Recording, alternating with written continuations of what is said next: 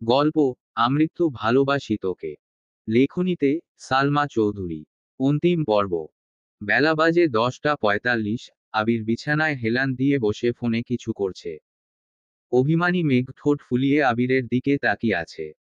মেঘ সেই ভোরবেলা থেকে সমুদ্রে যাওয়ার জন্য বায়না ধরেছে, কিন্তু আবির তার কথা কানেই তুলছে না। মেঘ হঠাৎই পুরু কণ্ঠে বলে উঠল, আপনি কি আমার কথা শুনতে পাচ্ছেন না? আবির ফোনের দিকে তাকিয়ে থেকেই আস্তে করে বলল, বিয়ের পর থেকে কানে একটু কম শুনছি। কেন? সারাক্ষণ যেভাবে আপনি আপনি করেন, এসব শোনার থেকে কানে কম শোনাও ভালো। মেঘ মন খারাপ করে বলল, চলুন না সমুদ্রে যায়। আবির হঠাৎই চোখ তুলে তাকালো। মেঘের কুচকান কপাল আর উল্টানো ওষ্ঠ দেখে আবিরের অধরের কোণে মৃদু হাসি ফুটল।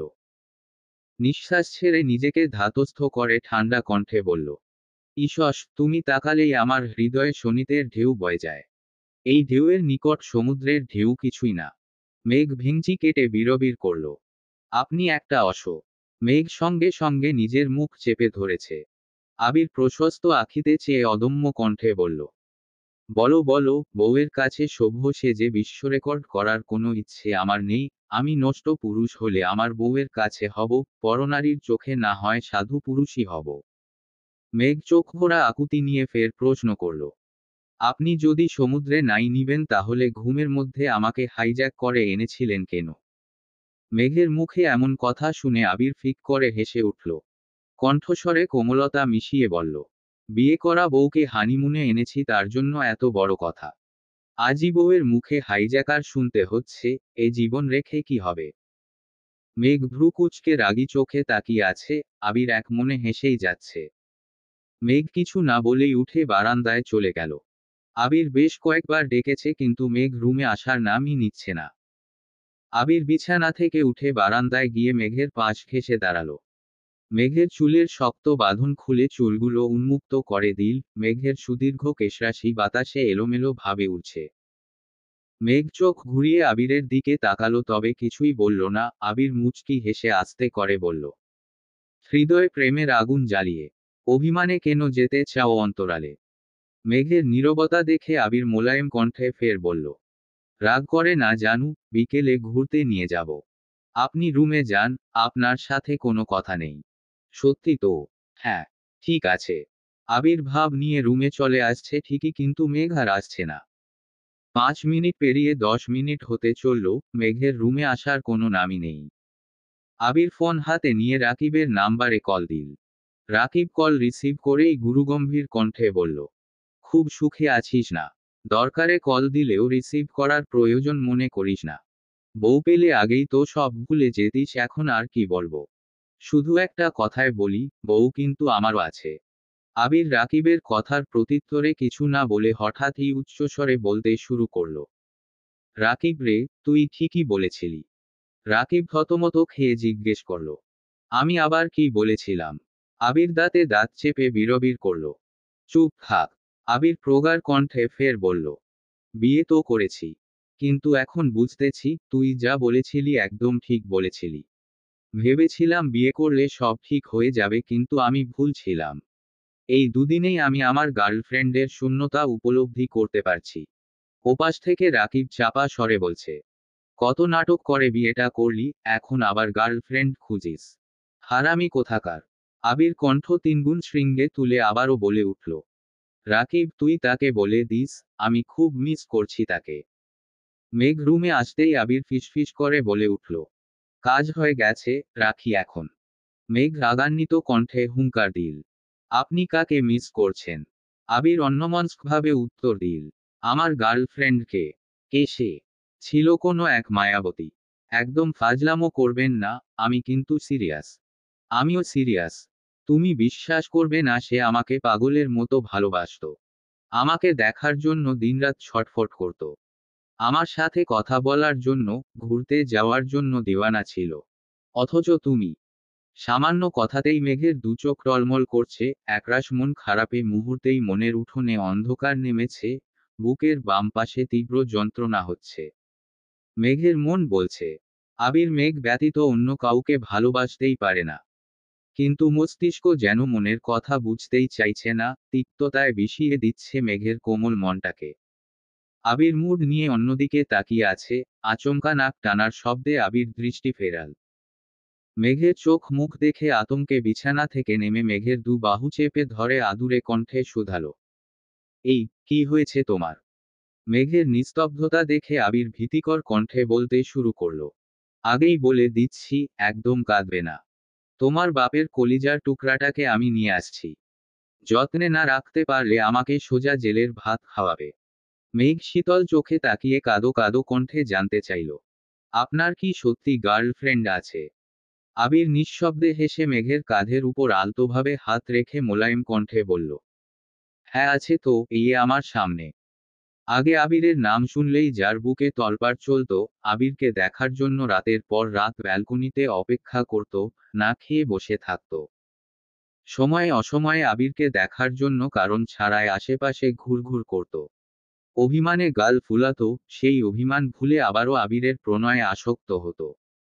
সে প্রেমিকা না হলে আর কি বলো? আবির ভ্রু গুটিয়ে ধীর কণ্ঠে ফের বলল, বউ, তুমি প্রেমিকা হিসেবেই ভালো ছিলে কারণ তখন তুমি আমার জন্য উন্মাদ ছিলে। মনে হচ্ছে বিয়ের পর তুমি সুস্থ হয়ে গেছো তাই আমার প্রতি তোমার পাগলামিও কমে এসেছে। মেঘ আবিরের চোখের দিকে তাকিয়ে আনমনে হাসল। আবির কিছু বলতে যাবে তার আগেই মেঘ নিচু হয়ে নিজের কাঁধে থাকা আবিরের হাত ছাড়িয়ে বিছানার উপর উঠে দাঁড়িয়েছে। তৎক্ষণাৎ আবিরের শার্টের কলার চেপে আবিরকে নিজের দিকে ঘুরালো। আবির বিপুল চোখে মেঘের দিকে তাকিয়ে আছে। মেঘের গাল আর নাকের ডগা লাল টকটকে হয়ে আছে, তবে তার গভীর চোখে উৎকণ্ঠার রেশ মাত্র নেই। আবিরের কপালে পড়ে থাকা অগোছালো চুলগুলো খুব যত্ন সহকারে গুছিয়ে কিছুটা ঝুঁকে মেঘ আকস্মাৎ আবিরের কপালে নিগুড় চুমু দিল। আবিরের প্রশস্ত দুচোখ সহসা দ্বিগুণ প্রশস্ত হয়ে গেছে, নিঃশ্বাস আটকে গেছে। মেঘ কিছুটা সরতেই আবিরের বিমোহিত চাহনির মুখোমুখি হলো। আবিরের চাহনি দেখে মেঘ ভেতরে ভেতরে লজ্জায় আড়ষ্ট হচ্ছে ঠিকই, তবে বাহিরে প্রকাশ করল না। মেঘ ঢুক গিলে সঙ্গে সঙ্গে আবিরের অধরে নিজের অধর চেপে ধরেছে।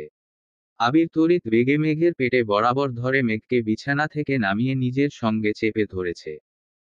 মেঘের পা আবিরের পায়ের উপর, দুইটা দেহ একসঙ্গে লেপ্টে আছে, মেঘের পাতলা অধর আবিরের নিয়ন্ত্রণে। আবিরের নিখাদ ভালোবাসায় মেঘ আবারও ধরা দিতে বাধ্য হল, দুচোখ বন্ধ করে শার্টের উপর দিয়ে আবিরের পিঠ থামছে ধরেছে। 24 ঘন্টা পেরিয়ে যাচ্ছে, তানভীরের সাথে বন্যার কোনো কথাই হচ্ছে না। বন্যা বেশ কয়েকবার ফোন হাতে নিয়েছে ঠিকই, কিন্তু সাহস করে তানভীরের নাম্বারে কল দিতে পারছে না। অনেক ভাবনা চিন্তার পর বন্যা তানভীরের নাম্বারে কল দিল, কিন্তু তানভীরের নাম্বার বন্ধ। বন্যা ভ্রু কুঁচকে নাম্বারটা চেক করে আবারও কল দিল। তানভীরের নাম্বার বন্ধ পেয়ে বন্যার বুক কাঁপছে, ঘন ঘন নিঃশ্বাস ফেলছে। চোখের সামনে আয়েশার থাপ্পড়ের ঘটনাটা বারবার মনে পড়ছে। বন্যার কপাল চাপড়ে রাশভারী কণ্ঠে বলল, সব সময় রাগ নিয়ন্ত্রণে রাখতে পারিস তাহলে কাল কোনো পারলি না? বন্যা, ওনাকে কিছু না বললে কি হচ্ছিল না তোর? তানভীর ফেসবুক, হোয়াটসঅ্যাপ কোথাও অ্যাক্টিভ নেই, ভয় বন্যার হাত পা ঠান্ডা হয়ে আসছে। মেঘের নাম্বারে কল দিতে গিয়েও আটকে গেছে। দিশাবিশা না পেয়ে আইরিনের দেয়া একটা নাম্বারে কল দিল। মূলত ফোনটা মাহমুদা খানের। আইরিন কল রিসিভ করে ফিসফিস করে বলল, ভাবি, কোথায় তুমি? বাসায়, কেন? তানভীর ভাইয়া গতকাল সন্ধ্যার পর বাসায় এসে একটু পর সেই যে বের হয়েছিল, এখনো বাসায় আসেনি। বাসার সবাই খুব টেনশন করছে। তোমার সাথে কি কথা হয়েছে? না। কিন্তু উনি কোথায়? জানি না। ফোন বন্ধ, ভাইয়ার বন্ধুরাও কিছু জানে না। এখন রাখছি, কেউ দেখে ফেললে আবার বকা খেতে হবে।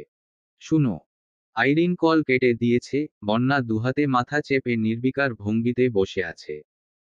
তানভীরের রাগ আর জেদ সম্পর্কে বন্যার খুব ভালোই ধারণা আছে। জেনে বুঝে এত বড় ভুল কিভাবে করল সেসব ভেবেই ক্লান্ত হয়ে যাচ্ছে। বন্যার চিৎকার করে কাঁদতে ইচ্ছে করছে, কিন্তু সেটাও পারছে না, কারণ বাসার কেউ টের পেলে এই নিয়ে অশান্তির সৃষ্টি হবে। খান বাড়িতে তুলকালাম কাণ্ড চলছে। তানভীরের কি হয়েছে সেটা জানতে সবাই উঠে পড়ে লেগেছে, কিন্তু কেউই কিছু বলতে পারছে না। এক পর্যায়ে আলী আহমদ খান আবিরের নাম্বারে কল দিল। মেঘ তখন ওয়াশরুমে, আবির কল রিসিভ করে বারান্দায় চলে গেছে। আলী আহমদ খান গম্ভীর গলায় বললেন, তোমার ভাইয়ের কি হয়েছে? আবির ভ্রু কুঁচকে বলল, জানি না, আমার সাথে কথা হয়নি। ওর ফোন বন্ধ, গত রাত থেকে বাসায় নেই। কি শুরু করেছো তোমরা? কিছু হওয়ার আগেই তুমি বাড়ি ছেড়ে চলে যাও, তোমার দেখাদেখি তানভীরও শুরু করেছে। ওর যদি কাউকে পছন্দ থাকে তাহলে বলো, বিয়ের ব্যবস্থা করি। কিন্তু এভাবে কাউকে কিছু না বলে বাড়ি ছেড়ে চলে যাওয়ার কি মানে? আবির ঢোক গিলে শান্ত কণ্ঠে বলল, তেমন সিরিয়াস কিছু তো আমি জানি না, এখানে আসার পর ওর সাথে আমার কোনোরকম কথাই হয়নি। আমার ওর সাথে আগে কথা বলতে হবে। ঠিক আছে, দেখো কোনোভাবে যোগাযোগ করতে পারো কিনা। আর যাই হোক, পছন্দ থাকলে আগেভাগেই জানিও। জি আব্বু। আলী আহমদ খান ফের বললেন, খোঁজ নিও, তোমার মতো আবার গোপনে বিয়ে করে ফেলেছে কিনা। আবির উদ্বিগ্ন কণ্ঠে প্রশ্ন করল, মানে? এখন আর মানে করতে হবে না। তুমি যে আরো 3 বছর আগেই কাবিনের কাজ সেরে ফেলেছ এটা আমি খুব ভালোভাবেই জানি। শুধু আমি না, এখন বাসার সবাই জানে। আপনাকে কে বলেছে? কে আবার বলবে? তোমার প্রাণপ্রিয় ভাই তানভীর। তোমার বিয়েতে আমি যেন কোনো প্রকার বাধা সৃষ্টি না করি তার জন্য আমার পায়ে ধরা শুধু বাকি রেখেছে। আমি মানছিলাম না বলে এক পর্যায়ে নিজের ঘাড়ে তোমাদের বিয়ের সব দায় নিয়ে বহুবার রিকোয়েস্ট করে আমাকে রাজি করিয়েছে। ভেবো না তোমার বিয়েতে আমি এমনি এমনি রাজি হয়ে গিয়েছি। আমি শুধু তানভীরের অসহায় মুখটা দেখে রাজি হয়েছি। আমি যদি সেদিন রাজি না হতাম তাহলে তোমাদের ভাইয়ে ভাইয়ে সম্পর্ক নষ্ট হতো, যেটা আমি কোনোদিনও চাই না। আমি যেমন আমার ভাইদের সবসময় আগলে রেখেছি, আমি চাই তোমাদের সম্পর্কটাও এরকম থাকুক। তাই আবারও বলছি, তানভীরের সম্পর্কে এমন কিছু জানলে আগেই জানিয়ে দাও। আবির তপ্ত স্বরে জানালো, আমি তানভীরের সাথে যোগাযোগ করে তারপর আপনার সাথে কথা বলবো। আপনার চিন্তা করতে হবে না। ঠিক আছে। তানভীরের সাথে কথা হলে বাসায় আসতে বলো। জি আচ্ছা। আবির প্রভূত আখিতে দূরের আকাশে চেয়ে আছে। মেঘকে না পেলে আবির মরে যাবে, এই কথা আলী আহমদ খানকে বলায় আবির তানভীরের উপর নিজের রাগ ঝেড়েছিল, অথচ তাদের বিয়ে কোনো ঝামেলা ছাড়া সম্পন্ন হবার পেছনে তানভীরের হাত ছিল এটা জেনে আজ আবিরের খুব খারাপ লাগছে। তানভীরকে জড়িয়ে ধরতে হাজার বার ধন্যবাদ দিতে ইচ্ছে করছে। আবির সঙ্গে সঙ্গে তানভীরের নাম্বারে কল দিল, সবার মতো আবিরও নাম্বার বন্ধই পেল। আবির কল দিতে দিতে আনমনে রুমে ঢুকতেই মেঘের লম্বা চুল আবিরের চোখে মুখে লাগে। মেঘের ভেজা চুলের পানিতে আবির মুখ সহ গলা পর্যন্ত ভিজে গেছে। মেঘ পেছনে ঘুরে আবিরকে দেখেই ভীত কণ্ঠে বলতে শুরু করলো, সরি, সরি। আমি সত্যি আপনাকে দেখিনি। আবির মুচকি হেসে বলল, বিয়ের পর বউয়ের ভেজা চুল চোখে মুখে না লাগলে বিয়ের ফিলই আসে না। যাক, অবশেষে নিজেকে সর্বাঙ্গীন স্বামী মনে হচ্ছে। মেঘ চিবুক নামিয়ে কয়েক কদম পেছাতেই আবির আশ্চর্য নয়নে তাকালো। মেঘের পরনে আবিরের একটা সাদা শার্ট সঙ্গে প্লাজো, গলায় একটা স্কার্ফ ওড়না পেঁচানো। আবির বিস্তীর্ণ আখিতে তাকিয়ে আছে। মেঘ চোখ তুলে তাকিয়ে কিঞ্চিত হেসে বলল, এভাবে তাকিয়ে আছেন কেন? সুন্দর লাগছে না? খুব। মেঘ মোলায়েম কণ্ঠে বলল, ঘুরতে যখন নিয়েই যাবেন না তখন এত সুন্দর ড্রেস আর শাড়ি পরে কি হবে? তাই রাগ করে আপনার শার্ট পরে ফেলেছি। একবার বলুন ঘুরতে নিয়ে যাবেন, তাহলে এখনই সাজুগুজু করব। আবির মৃদুস্বরে বলল, থাক না, এভাবেই ভালো লাগছে। কাছে আসো, হাতাটা ঠিক করে দেই। মেঘ ভেঙচি কেটে বিড়বিড় করল, আমি আপনার নতুন শার্ট পরে নিয়েছি, আপনার কি রাগ লাগছে না? যেখানে আমি তোমার সেখানে শার্ট আর এমন কি? এদিকে আসো। মেঘ এগিয়ে আসলো। আবির মেঘের পরনের শার্টের হাতা ফোল্ড করতে করতে ধীর কণ্ঠে শুধালো, বন্যার সাথে ইদানিং কোনো কথা হয়েছে? না, কেন? তানভীরের সাথে বন্যার মনে হয় কোনো ঝামেলা হয়েছে। সাকিব কাল মেসেজ দিয়ে শুধু বলেছিল, তানভীর বন্যার সাথে আলাদাভাবে কথা বলতে যাচ্ছে। কিন্তু তারপর কি হয়েছে সে জানে না। তানভীরও নাকি কিছু বলেনি। একটু আগে আব্বু কল দিয়েছিল, বললেন রাত থেকে তানভীর বাসায় নেই। মেঘ শীতল কণ্ঠে শুধালো, বাসায় নেই মানে? কোথায় গেছে? কেউই জানে না, তানভীরের ফোন বন্ধ। বন্যাকে কল দিয়ে জিজ্ঞেস করো কোনো সমস্যা কিনা। আচ্ছা। মেঘ সঙ্গে সঙ্গে বন্যার নাম্বারে কল দিল। বন্যা কল রিসিভ করে স্বাভাবিক কণ্ঠে জানতে চাইল, কি রে, কেমন আছিস?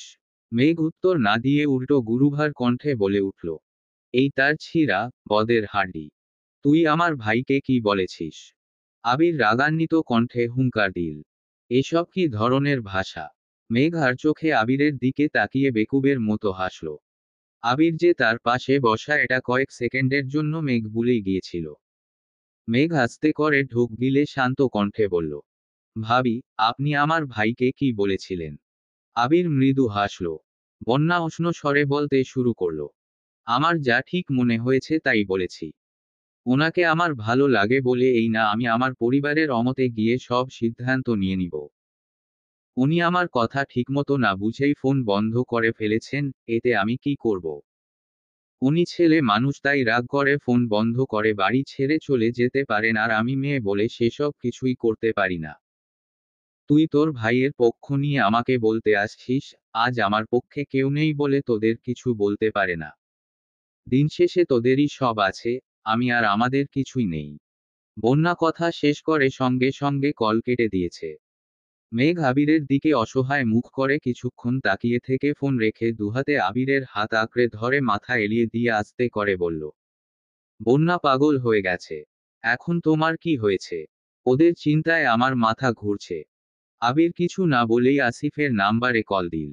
রিসিভ করতেই আবির একদমে বলতে শুরু করলো, ভাইয়া, আমি তোমাদের বিয়ে হানিমুন আটকিয়েছিলাম তার জন্য আন্তরিকভাবে দুঃখিত।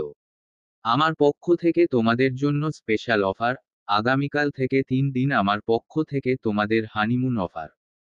আইরিন, আরিফ, মিম, তানভীর সবাইকে নিয়ে আসবে। 21 জন স্পেশাল গেস্ট আছে, তাদেরকেও নিয়ে আসবে। বুঝতে পেরেছো? আসিফ ভারী কণ্ঠে বলল, এটা কাপল হানিমুন অফার ছিল নাকি ফ্যামিলি প্যাকেজ ছিল ভাই? আসবেই যখন একা আসবে কেন? এই সুযোগে সবার ইচ্ছে পূরণ হয়ে যাবে। তোমার দায়িত্ব শুধু ওদের নিয়ে আসা, তারপর তোমাদের মুক্তি। তানভীরকে কোথায় পাবো? ওর ফোন তো বন্ধ। সেসব আমি দেখছি। তুমি কাল সবাইকে নিয়ে আসবে, এটাই ফাইনাল। আচ্ছা। ইবুক বর্ণহীন প্রেমাস্তি। ফাহিমকে ঢুকতে দেখে শান্তা আহ্লাদী কণ্ঠে ডাকল, ফাহিম ভাইয়া। কি? ভালো আছেন? আলহামদুলিল্লাহ। কফি খাবেন? ফাহিম আকস্মাৎ চক্ষু কপালে তুলে থমথমে কণ্ঠে বলল, ভুলেও না। তোমার হাতের কফি খাওয়ার স্বাদ মিটে গেছে আমার। শান্তা মৃদুস্বরে বলল, আপনার জন্য স্পেশাল বুলেট কফি করে দেয়। আপাতত মাফ করে দেও আমাকে। আকাশ জুড়ে রগরগে তারার মেলা, প্রকৃতি ছেয়ে আছে অদ্ভুত শীতলতায়। সমুদ্রের উর্মিল ঢেউ শরীরের সাথে সাথে মনকেও প্রাণবন্ত করে তুলছে। মেঘ আবিরের হাতে হাত রেখে সমুদ্রের পাড়ে হাঁটছে, চোখে মুখে উজ্জ্বলতা, অদ্ভুত এক ভালোলাগায় মন অশান্ত হয়ে উঠেছে। সমুদ্রের পানি আপন বেগে এসে দুজনের পা ভিজিয়ে দিচ্ছে। মেঘ সীমাহীন সমুদ্রের পানে কিছুক্ষণ তাকিয়ে থেকে আচমকা আবিরের অভিমুখে তাকায়। আবির মেঘের মুখোমুখি দাঁড়িয়ে উদ্দীপ্ত কণ্ঠে বলল, আমি যেদিন প্রথমবারের মতো কক্সবাজার এসেছিলাম, সেদিনই মনে মনে প্রতিজ্ঞা করেছিলাম এরপর আসলে তোমাকে নিয়ে আসব। তানভীর অবশ্য আগেও কয়েকবার বলেছিল তোমাদের সবাইকে নিয়ে আসার জন্য, কিন্তু আমি রাজি হয়নি। কেন? বাড়িতে আবেগ নিয়ন্ত্রণ করে চলেছি বলে এই না যে আমি অনুভূতিহীন ছিলাম। বউয়ের সাথে বোনের মতো আচরণ করা কতটা শাস্তিস্বরূপ, এটা তুমি কি বুঝবে? তখন তোমাদের নিয়ে আসলে নিজেকে কোনোভাবেই নিয়ন্ত্রণ করতে পারতাম না। মেঘ আবিরের দিকে তাকিয়ে মুচকি হাসল। ঘণ্টাখানেক ঘুরে ডিনার করে দুজন একটু রাত করেই রিসর্টে ফিরেছে। আবির মেঘের ফোন থেকে বন্যার নাম্বার বের করতে যাবে, আকস্মাৎ আবিরের নাম্বারটা চোখে পড়ল। আবির মৃদু হেসে আমার আবিরের পেছনে থেকে ভাই শব্দটা ডিলিট করে দিয়েছে। বন্যার নাম্বার বের করে একটা মেসেজ লিখে পাঠিয়ে দিয়েছে।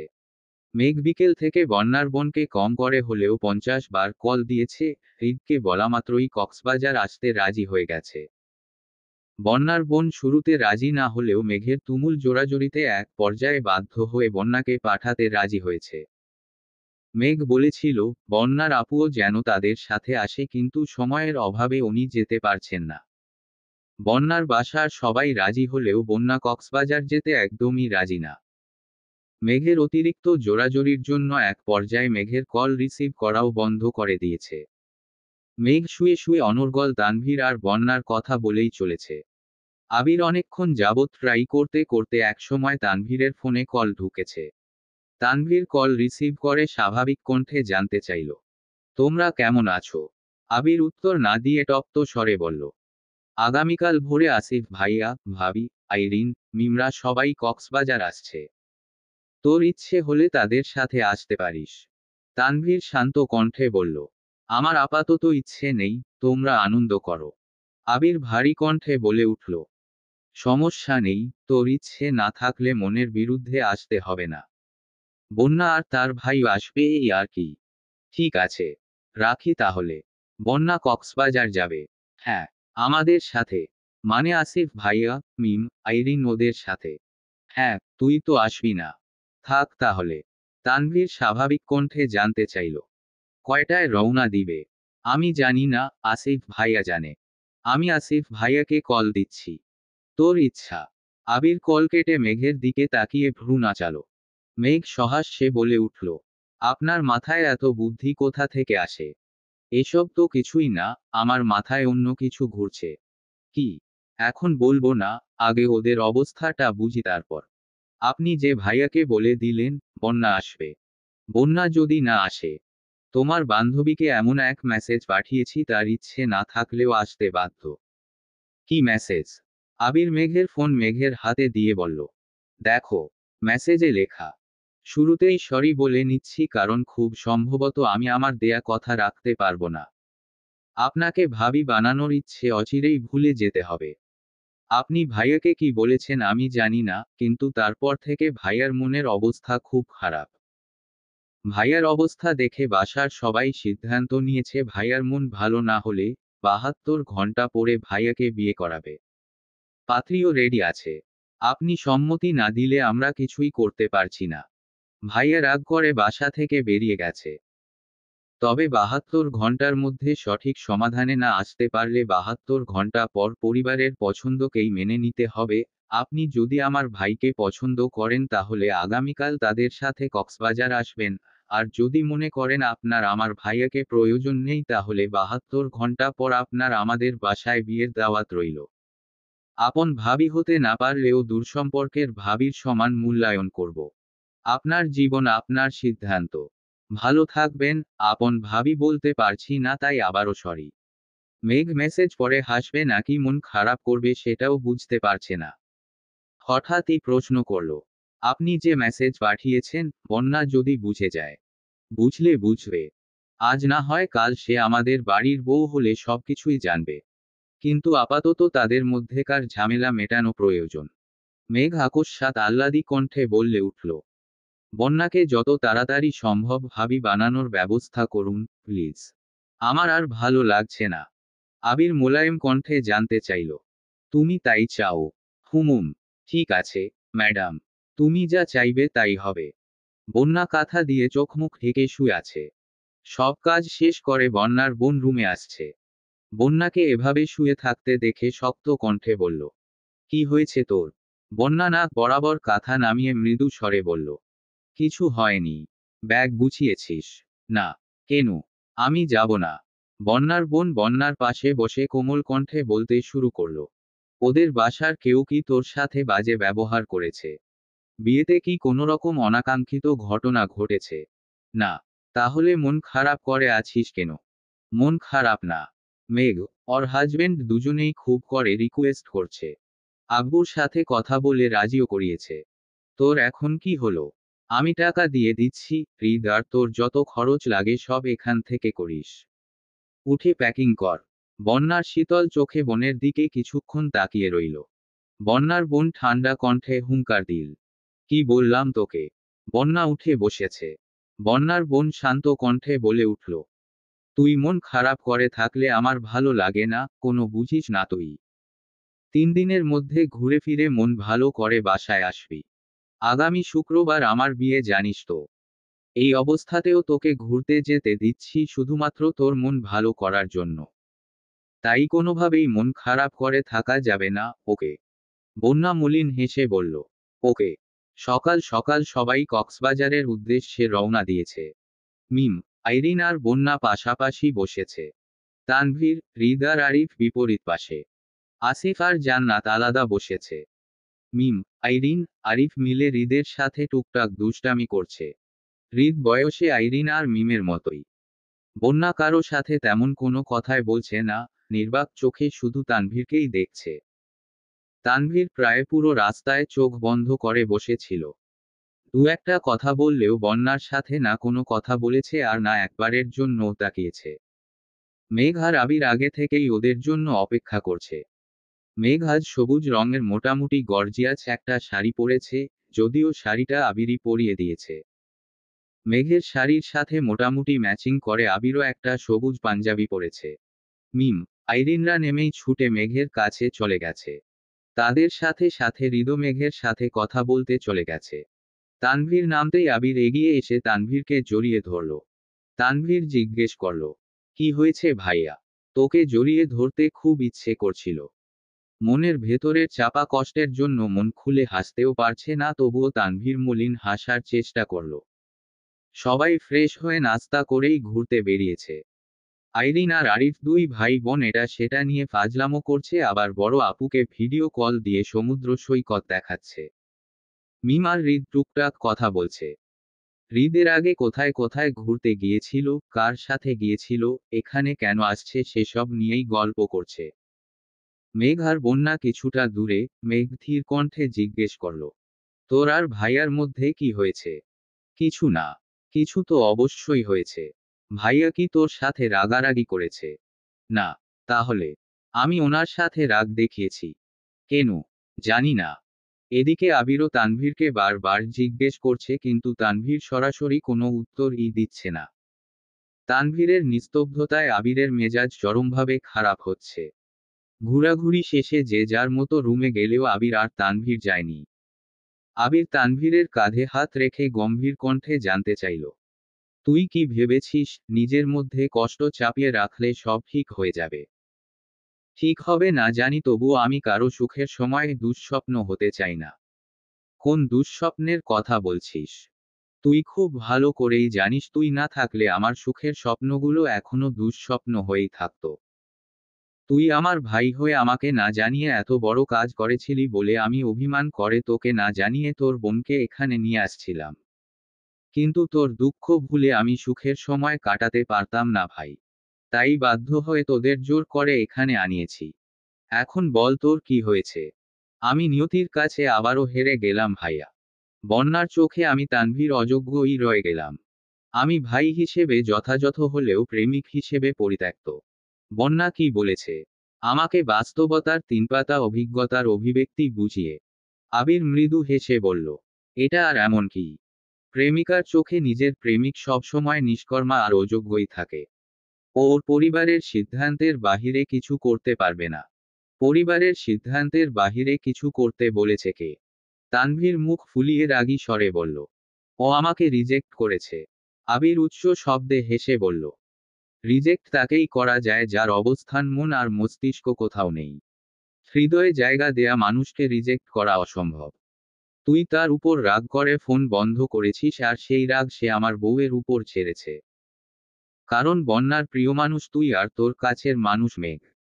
অধিকারবোধ না থাকলে কেউ কারো উপর রাগ দেখায় না তানভীর। তুই খুব ভালোভাবেই জানিস বন্যা বাস্তববাদী একটা মেয়ে। সে তোকে বাস্তবতা নিয়েই জ্ঞান দিবে, এই নিয়ে মন খারাপ করে থাকার কোনো মানে হয় না।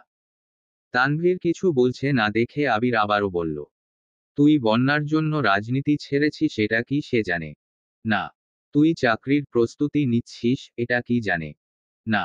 আবির চোখ রাঙিয়ে কিছুক্ষণ তাকিয়ে থেকে হঠাৎই বলে উঠল, শুক্রবারে বন্যার বড় আপুর বিয়ে, জানিস কিছু? হ্যাঁ। আপাতত শুধু কাবিন হবে। 5 থেকে 6 মাস পর অনুষ্ঠান হবে শুনেছি। তোকে কে বলল? হৃদ। বাহ। এখনই শালার সাথে এত মিল। এত মিলের কিছু নেই। আসার সময় বলেছে তাই শুনেছি। আবির কয়েক সেকেন্ড চুপ থেকে আচমকা ভারী কণ্ঠে প্রশ্ন করল, তোকে শেষবারের মতো জিজ্ঞেস করছি তুই কি বন্যাকে ভালোবাসিস? তানভীর আবিরের দিকে তাকিয়ে নিরেট কণ্ঠে জবাব দিল, হ্যাঁ। এক মুহূর্তের জন্য মেনে নিলাম তুই অযোগ্য, কিন্তু তোর ভালোবাসা কি বিয়ের যোগ্য? নাকি এখনো মনে দুটানা আছে? মনের কোণে অভিশঙ্কা নিয়ে প্রেম হয়, কিন্তু সারা জীবন পাশে থাকার সাহস হয় না। তোকে নির্ভীক ভঙ্গিতে বলতে হবে, যে কোনো মূল্যেই হোক বন্যাকে তোর চাই।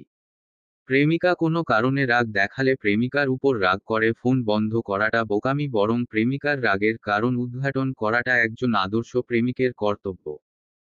বন্যা তোকে ভালোবাসে, তাই ওর রাগ অভিমান প্রকাশের একমাত্র জায়গা তুই। হয়তো মেঘের মতো ও সরাসরি কিছু বলতে পারে না, কিন্তু তোর উচিত তার কথার সঠিক মানে বোঝা। ভাই, ভালোবাসার মূল্য ভালোবেসেই দিতে হয়। তানভীর ঢোক গিলে অক্লিষ্ট কণ্ঠে শুধালো, এখন আমার কি করা উচিত? আবির মেকি স্বরে বলল, সামনে সমুদ্র আছে, যা এক বালতি পানি খেয়ে আয়। ফাজলামো করো না, প্লিজ। সকালে বন্যার সাথে আমি কথা বলবো। তারপর তোর যা ইচ্ছে করিস। যা ইচ্ছে। আবির আর চোখে তাকিয়ে গুরুভার কণ্ঠে বলল, রিল্যাক্স। তানভীর নিঃশব্দে হাসল, সাথে আবিরও হাসল। দুই ভাইয়ের কথাবার্তা শেষ করে রিসর্টে ফিরতে অনেকটাই দেরি হয়ে গেছে। মেঘ বেঘোরে ঘুমাচ্ছে, আবির রুমে ঢুকে ফ্রেশ হয়ে বিছানায় শুয়েছে। ঘুমন্ত মেঘের শান্ত আদলখানা আজ একটু বেশিই সুন্দর লাগছে। আবির আবেশিত নয়নে মেঘকে দেখছে, এই দেখার কোনো অন্ত নেই। আবিরের হৃদয় জুড়ে যার অস্তিত্ব প্রতিনিয়ত তর্জনগর্জন দিয়ে উঠে, তার সংস্পর্শ পেলেই আবিরের হৃদয়ে প্রশান্তির হাওয়া বয়ে যায়। দিন শেষে প্রতিটা মানুষ কারো না কারো কাছে দায়বদ্ধ, কারো ভালোবাসায় পরিতৃপ্ত। মেঘের পূর্ণতা যেমন আবির, তেমনি আবিরের পূর্ণতাও মেঘ। সুদীর্ঘ সময়ের নিরীক্ষণ শেষে আবির আলতো হাতে মেঘের মসৃণ গাল স্পর্শ করল। মেঘ ঘুমের মধ্যেই আঁতকে উঠেছে। কুণ্ঠায় চোখ মেলতেই আবিরকে দেখতে পেল। আবির সস্নেহে প্রশ্ন করল, ভয় পেয়েছ? মেঘ শুকনো ঢোক গিলে কিঞ্চিত হাসার চেষ্টা করল। কোনো কথা না বলে আচমকা আবিরের চোত্তরা বক্ষস্থলে নিজের জায়গা করে নিল। আবির মুচকি হেসে মেঘকে জড়িয়ে ধরে মেঘের চুলে হাত বুলাতে লাগল। কিছু সময় নীরবতায় কেটে গেল। মেঘ হঠাৎই আবিরের উন্মুক্ত বুকে নখ দিয়ে আঁচড় দিতে দিতে ডাকল, শুনছেন? আবির শক্ত কণ্ঠে বলল, তুমি ডাক শোনার যোগ্যতা কি আমার নেই? আছে, কিন্তু। কিন্তু কি? আমি যদি তুই থেকে তুমিতে আসতে পারি, তুমি কেন আপনি থেকে তুমিতে নামতে পারছো না? মেঘ মোলায়েম কণ্ঠে বলে উঠল, তুমি তুমি তুমি। হয়েছে। হুম। এখন বলো আবির। আবির ভাই। আবির মেঘের মাথায় আস্তে করে গাঁটটা দিয়ে ভারী কণ্ঠে বলল, আবিরের সাথে ভাইয়ের সম্পর্ক মরে গেছে। এখন শুধু আবির আছে। বলো আবির। মেঘ কিছুই বলছে না, তর্জনী আঙুলের নখ দিয়ে আবিরের বুকের উপর আম লেখায় ব্যস্ত। মেঘের লেখা শেষ হতেই আবির মেঘের হাত চেপে ধরে মোলায়েম কণ্ঠে বলল, বুকের উপর আম লিখতে হবে না, ম্যাডাম। এই নাম হৃদয়ে স্থায়ীভাবে লেখা হয়ে গেছে। মৃত্যুর আগ পর্যন্ত এই নাম অক্ষত থাকবে। আপনাকে যেটা বলেছি সেটা বলুন। মেঘ বলল, কি বলবো? আবির। আবির। Good girl. আবার বলো। ইসস, আর পারবো না। আমি কি স্কুলে পড়তে আসছি নাকি? হ্যাঁ, তুমি আবিরের স্কুলে ভালোবাসার ট্রেনিং করতে আসছো, বলো। আবির। এখন পুরোটা বলো। মেঘ শীতল কণ্ঠে বলল, আবির শুনছো? আবির নিঃশব্দে হেসে বলল, অফো। তুমি এভাবে ডাকলে আমি বিনাশের দোরগোড়া থেকেও ফিরে আসতে সক্ষম হব। মেঘ অতর্কিতে আবিরের বুকে চিমটি কাটল। আবির মৃদুস্বরে ফের বলল, কি বলতে চেয়েছিলে, বলো। আমি একবার আপনার অফিসে গিয়েছিলাম। আপনার রুমের দেয়ালে টি লেখা ছিল। তখন আপনি আমাকে টি এর মানে বলেননি। আপনার বেশ কিছু ফেসবুক পোস্টেও টি লেখা দেখেছি। এই টি এর মানে কি? দিলশা। দিলশা মানে কি? হৃদয়ের রানী। ছোটবেলা স্কুলে কারো মুখে এই নামটা আমি প্রথম শুনেছিলাম। নামের অর্থ জিজ্ঞেস করাই সে এই অর্থটায় বলেছিল। বাসায় এসে আমার সে কি বায়না, তোমার নাম যেন দিলশা রাখে। এমন আজগুবি নাম শুনে বাসার মানুষ আমার কথা কানেই তুলেনি। তখন মনেকে সান্ত্বনা দিয়েছিলাম, আমার হৃদয়ের রানীকে শুধু আমিই দিলশা ডাকব। নামটা সুন্দর না? মেঘ অনুষ্ণ কণ্ঠে বলল, হ্যাঁ, খুব সুন্দর। তোমাকে দিলশা ডাকলে রাগ করবে না তো? একদমই না। আপনার যা ইচ্ছে তাই ডাকতে পারেন। আমার আরেকটা প্রশ্ন আছে। কি? বাসায় যখন আমার বিয়ের আলোচনা চলছিল তখন কাউকে কিছু না জানিয়ে আপনি প্রথম বিয়েটা ভেঙেছিলেন, দ্বিতীয়বার মিম আপনাকে জানিয়েছিল। কিন্তু তৃতীয়বার তো মিম বাসায় ছিল না আর আমার কাছেও ফোন ছিল না। আমার জানামতে বাসার কেউই আপনাকে জানায়নি। তখন আপনাকে কি বাহিরের কেউ বলেছিল? বাহিরের মানুষ শুধু বাহিরের নিউজ দিতে পারে।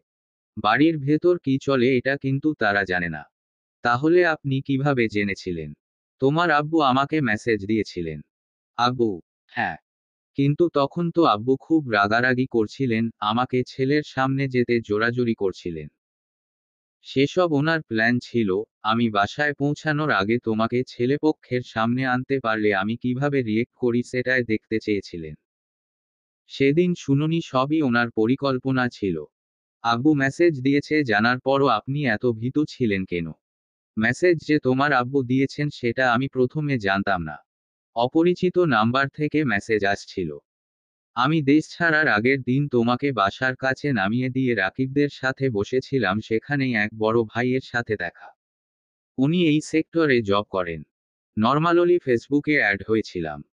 বাহিরে থাকাকালীন হঠাৎ আমার ওই নাম্বারটার কথা মনে পড়ে, কৌতূহলবশত নাম্বারটা ভাইকে পাঠিয়ে বলেছিলেন ডিটেইলস সংগ্রহ করে দিতে পারবে কিনা। একদিনের মধ্যে উনি ডিটেইলস সংগ্রহ করে দিয়েছিলেন। সিমটা তোমার আব্বু মানে আমার শ্বশুরের নামে রেজিস্ট্রেশন করা ছিল। আমি সেদিন বেশ অবাক হয়েছিলাম। 50 ভাগ শিওর ছিলাম উনি আমাদের কথা জানেন, আবার 50 ভাগ সন্দেহও ছিল। তাই তখন বিষয়টাকে সেভাবে গুরুত্ব দেয়নি। ভাইয়ার ব্যাপারে কিছু ভেবেছেন?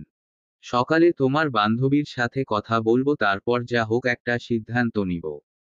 তুমি আমার সাথে থাকবে? আচ্ছা। এখন ঘুমাও, ভোরবেলা সূর্যোদয় দেখতে হবে তো। হ্যাঁ। শুভ রাত্রি। শুভ রাত্রি। সবাই ঘুমিয়ে পড়লেও পাশাপাশি দুটা রুমে দুই কপোতক্পতির চোখে ঘুম নেই। বন্যা, মিম, আইরিনের জন্য একটা রুম নেওয়া হয়েছে। মিম, আইরিন ঘুমে তলিয়ে আছে। বন্যা সোফায় হেলান দিয়ে বসে আছে আর বারবার ফোন হাতে নিচ্ছে। তানভীরের নাম্বার বের করে দু একবার কল দেওয়ার চেষ্টা করেছে, আবার ফোন রেখে দিয়েছে।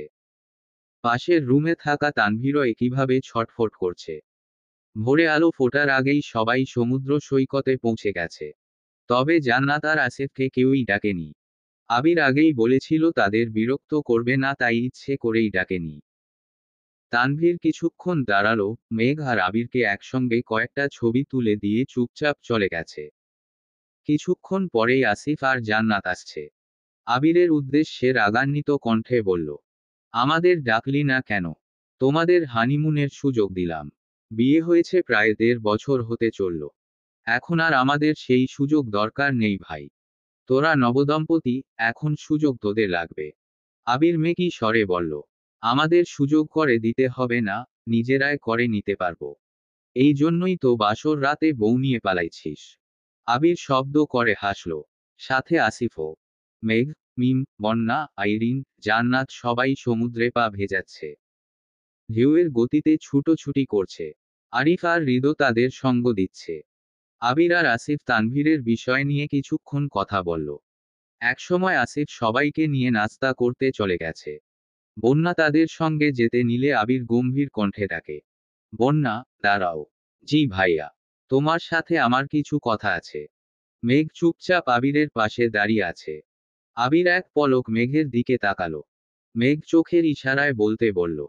আবির ঠান্ডা কণ্ঠে বলতে শুরু করল, তোমার তানভীরের সাথে কি নিয়ে ঝামেলা হয়েছে আমি জানি না আর জানতেও চাই না।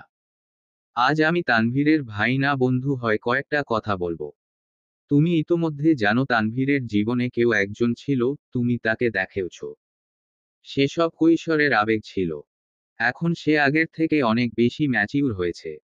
তোমাকে তানভীর ছোট থেকে চিনলেও কখনো তোমাকে নিয়ে সেভাবে ভাবেনি। যেদিন প্রথমবারের মতো ও তোমাকে নিয়ে ভেবেছিল সেদিন থেকে আজ পর্যন্ত প্রতিনিয়ত ও শুধু নিজেকে পরিবর্তন করার চেষ্টায় আছে।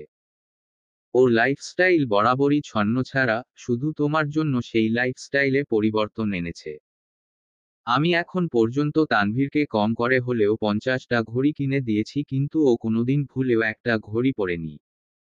অথচ তুমি একবার তাকে একটা ঘড়ি দিয়েছিলে, সে ওই ঘড়িটা ঠিকই পরেছে। এমন ছোটখাটো হাজারো পরিবর্তন ওর মধ্যে এসেছে। প্রথম প্রথম আমি ওকে বলে বলে সব কাজ করাতাম, এখন সে আমার থেকেও বেশি বুঝে। আমাদের বিয়ের ব্যাপারটাও একা হাতে সামলিয়েছে। তানভীরের জেদ সম্পর্কে তোমার কিছুটা হলেও ধারণা হয়তো আছে। তোমার মুখ থেকে কোনো একদিন শুনেছিল, তোমার আব্বু তোমাদের সরকারি চাকরিজীবী ছেলের কাছে বিয়ে দিবে, সেদিনই রাজনীতি ছেড়ে চাকরি নেয়ার সিদ্ধান্ত নিয়েছে। বই কিনে পড়াশোনাও শুরু করে দিয়েছে। তুমি যেমন বাস্তববাদী, তানভীরও নিজেকে সেভাবেই উপস্থাপন করতে চেয়েছে। তবে প্রতিটা মানুষের আবেগ, অনুভূতি ভিন্ন রকম। হয়তো ওর মনে হয়েছিল তোমাকে তার অনুভূতি জানিয়ে রাখবে, তাই তোমার সামনে নিজের অনুভূতির বহিঃপ্রকাশ করতে চেয়েছিল। তোমাকে আমি ছোট করে কথা বলছি না কিংবা দোষারোপও করছি না, শুধু তানভীর অবস্থানটা বুঝানোর চেষ্টা করছি। তানভীর যদি একবার বলে সে চাকরি, ব্যবসা কিছুই করবে না, তবুও তাকে কেউ কিছু বলবে না, অন্ততপক্ষে আমি তো নই। ও চাইলে আমি ওকে সারা জীবন বসিয়ে খাওয়াতে পারবো। আমার টাকায় নয়, বরং ওর নিজের টাকায় বসে খেতে পারবে। আমাদের পারিবারিক ব্যবসা, তানভীরের ব্যাংক ব্যালেন্স বাদ দিলাম। সবাই জানে আমার ছোটখাটো বিজনেসের 70 ভাগ শেয়ার আমার নামে। কিন্তু তারা কেউ এটা জানে না, এই 70 ভাগ শেয়ারের মধ্যে 20 ভাগ শেয়ার তানভীরের, 20 ভাগ মেঘের, 20 ভাগ আমার, আর বাকি 10 ভাগ মিমার আদির। এই কথা তানভীর পর্যন্ত জানে না। আমি কোনোদিন ওকে জানানোর প্রয়োজনও মনে করিনি। আমি তানভীরকে সব সময় সুযোগ দিয়েছি, ও যখন যা চেয়েছে তাই দেয়ার চেষ্টা করেছি। তানভীর ব্যবসায় অমনোযোগী বলে চাচু প্রায়ই রাগারাগি করেন। কিন্তু মেঘ, আমরা দুজনেই তানভীরকে পুরোপুরি সাপোর্ট করছি যেন পড়াশোনা করে একটা জব নিতে পারে। তোমার ইচ্ছেকে প্রাধান্য দিতেই তানভীর সবকিছু ছেড়েছে, সেই তুমি যদি তার হাত ছেড়ে দাও, ও কি করবে বলো? বন্যা ঢোক গিলে শান্ত কণ্ঠে বলল। উনি আমার কথাতে এতটা কষ্ট পাবেন আমি বুঝতে পারিনি। উনি আমার জন্য রাজনীতি ছেড়েছেন, চাকরির চেষ্টা করছেন, এগুলোর কিছুই আমি জানতাম না। আমার আব্বু রাজনীতি পছন্দ করেন না, এমন অগোছালো জীবনযাপনও পছন্দ করেন না। আমি আমার পরিবারের সম্মতি ছাড়া কিছু করতে পারবো না, এমনটাই বুঝিয়েছিলাম। তোমার পরিবারের সম্মতি থাকলে তো তোমার কোনো সমস্যা নেই। না, ঠিক আছে। তুমি এখানে অপেক্ষা করো, তানভীরকে পাঠাচ্ছি। যত দ্রুত সম্ভব মনোমালিন্য ভেঙে মন হালকা করো। আবির মেঘের দিকে তাকিয়ে বলল। বউ, চলো। বন্যা শক্ত কণ্ঠে বলে উঠল। মেঘ এখানে থাকুক। আবির ভ্রু কুঁচকে মেঘের দিকে তাকিয়ে চোখে ইশারা দিল, মেঘ সঙ্গে সঙ্গে নিজের মাথা চেপে ধরে বলতে শুরু করল। আমার মাথাটা জানি কেমন করে ঘুরছে, চোখে ঝাপসা দেখছি। প্রেশারটা মনে হয় 20-এ নেমে গেছে। আবির উদ্বিগ্ন কণ্ঠে বলল। হায় আল্লাহ! এখন কি হবে? তাড়াতাড়ি রুমে চলো।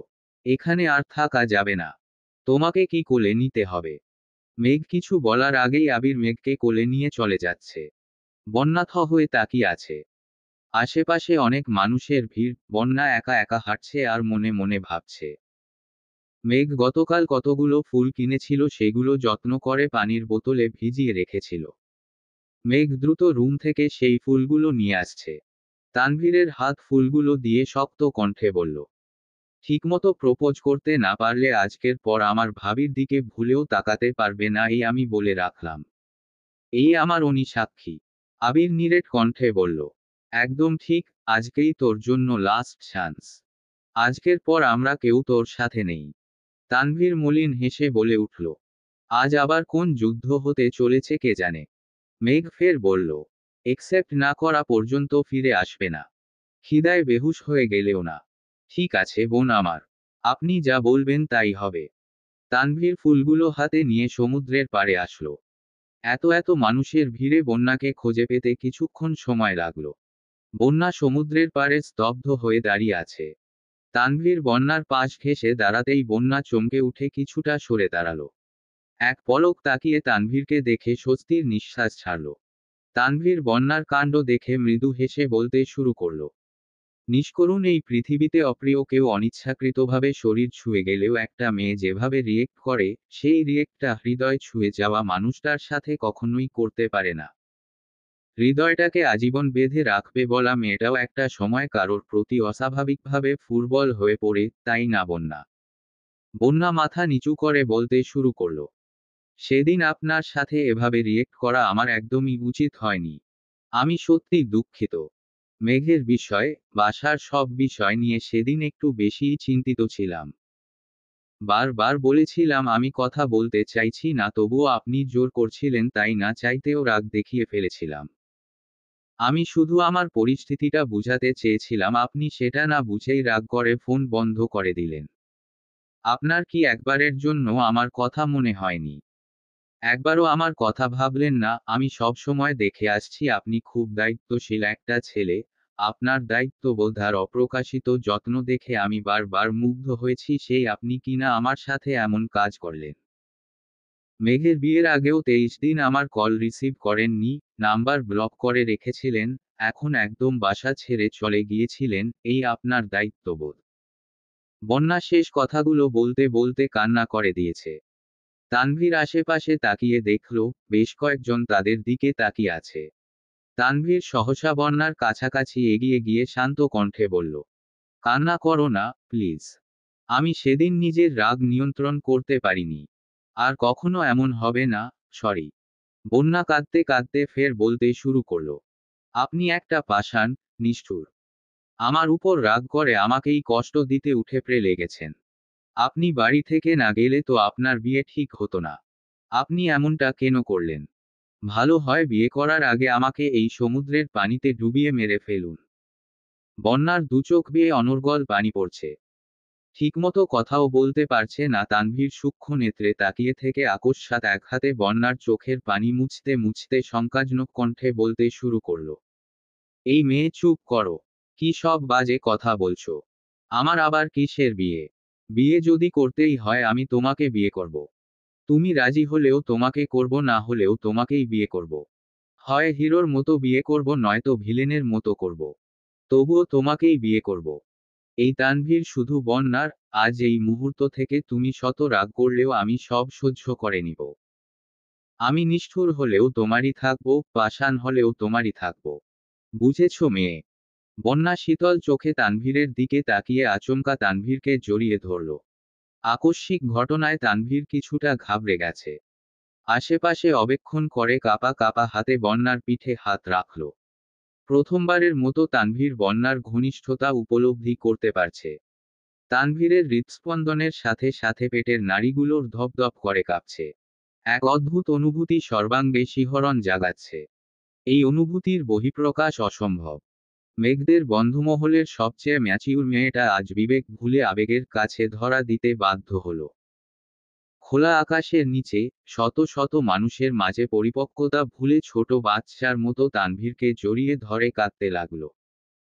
বেশ কিছুটা সময় তানভীর নিজেও বন্যার আবেশে আবদ্ধ ছিল, সেই আবেশ কাটিয়ে বন্যার কানের কাছে ফিসফিস করল, এভাবে কেঁদো না প্লিজ, মানুষ উল্টাপাল্টা ভাববে। বন্যা কাঁদো কাঁদো কণ্ঠে হুঙ্কার দিল। ভাবো। বন্যা তানভীরকে আরো শক্ত করে জড়িয়ে ধরল। যা হবে দেখা যাবে ভেবে তানভীরও বন্যাকে বলিষ্ঠ হাতে জড়িয়ে ধরল। তানভীরের হাতে থাকা ফুলগুলো বন্যার পিঠে লাগছে, ফুলে থাকা পানিতে বন্যার জামা ভিজে যাচ্ছে। বন্যা বুঝতে পেরে তানভীর ছেড়ে পেছনে দেখার চেষ্টা করল। তানভীর বন্যার পিঠ থেকে হাত সরাতেই ফুলগুলো দেখতে দেখতে পেল। বন্যা তানভীরের দিকে তাকিয়ে তপ্ত স্বরে বলল, এগুলো কার জন্য এনেছিলেন? আসার সময় বনু দিল, তোমাকে দেয়ার জন্য। দিচ্ছেন না কেন? নাকি অন্য কাউকে দিতে চান? তানভীর ঠোঁট বেঁকিয়ে শক্ত কণ্ঠে বলল, তানভীরের জীবনে বন্যা এক এবং অনন্য নারী। দিলে তোমাকেই দিব। কিন্তু কথা হলো, হাঁটু গেড়ে না দিয়ে এমনি দিয়ে দিলে কি তুমি রাগ করবে? না মানে, আশেপাশে অনেক মানুষ আছে, হাঁটু পানিতে হাঁটু গেড়ে প্রপোজ করলে যদি হাসাহাসি শুরু করে তখন তো নিজেকে জোকার মনে হবে। বন্যা চারপাশে নজর বুলিয়ে নিঃশব্দে হেসে বলল, ঠিক আছে, এমনি দেন। তানভীর নিঃশ্বাস ছেড়ে বলতে শুরু করল, তোমার নামটা বন্যা হলেও আমার জীবনে তোমার কর্মকাণ্ড পুরো অগ্নিকাণ্ডের মতন। তুমি আমার চোখে মুগ্ধতার আনন, হৃদয়ের উষ্ণ প্লাবন। আমার ছায়াবৃত জীবনের দীপ্তি তুমি, স্বপ্নহীন জীবনের স্বপ্ন। তুমি আমার ছন্নছাড়া জীবনের সুনিপুণ নাটাই। এই বিস্তৃত জলরাশিতে দাঁড়িতে বলতে চাই, তোমার প্রতি আমার ভালোবাসা সমুদ্রের তরঙ্গের ন্যায়, যার কোনো অন্ত নেই। আমাদের জীবনে যত ভাটায় আসুক না কেন, সব ভাটা উপেক্ষা করে আমার ভালোবাসা জোয়ারের মতো সীমাহীন গতিতে বাড়তেই থাকবে। আমি তোমাকে ভালোবাসি বন্যা, খুব বেশি ভালোবাসি। বন্যা তানভীরের হাত থেকে ফুলগুলো নিয়ে মুচকি হেসে বলল, ও আচ্ছা, আপনি আমাকে এত ভালোবাসেন, আমি তো জানতামই না। যাই হোক, ফুল দেওয়ার জন্য ধন্যবাদ। তানভীর হুঙ্কার দিল, ভালোবাসি বলো, না বললে কি করবেন? এতক্ষণ হিরো ছিলাম, এখন ভিলেন হয়ে যাব মানে? তানভীর ঠোঁট কামড়ে হেসে বন্যার কাছাকাছি এগিয়ে যাচ্ছে। বন্যা এক পা দুপা করে পেছাতে পেছাতে এক পর্যায়ে আতঙ্কে উচ্চস্বরে বলে উঠল, আমিও আপনাকে ভালোবাসি। আসিফ জান্নাতের ব্রেকফাস্ট প্রায় শেষ দিকে, এমন সময় আবির আর মেঘ আসছে। আসিফের সাথে দু একটা কথা বলে খেতে বসেছে। আইরিন নিজের মতো খাচ্ছে আর মাঝে মাঝে জান্নাতকে এটা সেটা বলছে। হৃদ আর মিম পাশাপাশি বসেছে, দুজনেই বিভিন্ন প্রকার খাবারের নাম নিয়ে দুষ্টামি করছে। কক্সবাজার আসতে আসতে হৃদের সাথে মিমের খুব ভালো একটা সম্পর্ক হয়ে গেছে। যদিও হৃদ মিমের থেকে বয়সে কিছুটা ছোট, তবুও তাদের বন্ডিং খুব ভালো। দুজন দুজনকে তুই তুই করে বলে। হৃদ যেখানেই যায় মিমকে ডেকে নিয়ে যায়, কিছু খেলে মিমকেও দেয়।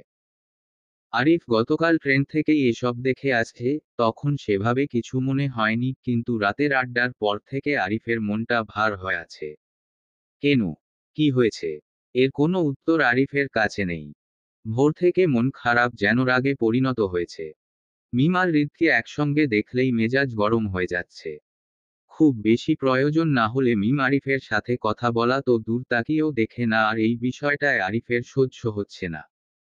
বেশ কয়েকবার মিমের সাথে কথা বলার চেষ্টাও করেছে, কিন্তু মিম আচ্ছা, হু, ওকে বলে কথা কাটিয়েছে। আরিফ অনেকক্ষণ অগ্নিদৃষ্টিতে তাকিয়ে থেকে আচমকা খাবার রেখে উঠে গেছে। আবির চোখ তুলে তাকিয়ে স্বাভাবিক কণ্ঠে জানতে চাইল, কিরে, খাবি না? খিদে নেই ভাই। আরিফ হনহন করে চলে গেছে। আসিফ, জান্নাত, আইরিন কয়েক সেকেন্ড তাকিয়ে থেকে আনমনে বলে উঠল, ওর আবার কি হলো? আরিফকে ইচ্ছেকৃত খোঁচানোটা মিমের স্বভাব, আজও তেমন কিছু করেছে কি না সেটা বুঝতেই মেঘ কিছুটা ঝুঁকে মিমকে দেখে নিল। মিম তখনও হৃদের সাথে গল্পে মেতে আছে। মেঘ স্বস্তির নিঃশ্বাস ছেড়ে খাওয়ায় মনোযোগ দিল। আবিরও বেশ মনোযোগ দিয়ে খাচ্ছে, এক একটা আইটেম চেক করছে, ভালো লাগলে মেঘকে দিচ্ছে আর ভালো না লাগলে আগেই দূরে সরিয়ে দিচ্ছে। আজ সবাই সেন্ট মার্টিন যাবে, তাই খাওয়া দাওয়া শেষ করেই যে যার মতো রেডি হতে চলে গেছে। মেঘ লাগেজ খুলে একটা একটা করে শাড়ি আর ড্রেস বের করে আবিরকে দেখাচ্ছে। বন্যা আর তানভীর কিছুটা দেরি করেই রিসর্টে ফিরেছে। নাস্তা শেষ করে বন্যা যেই রুমে ঢুকবে অমনি হৃদের মুখোমুখি হলো।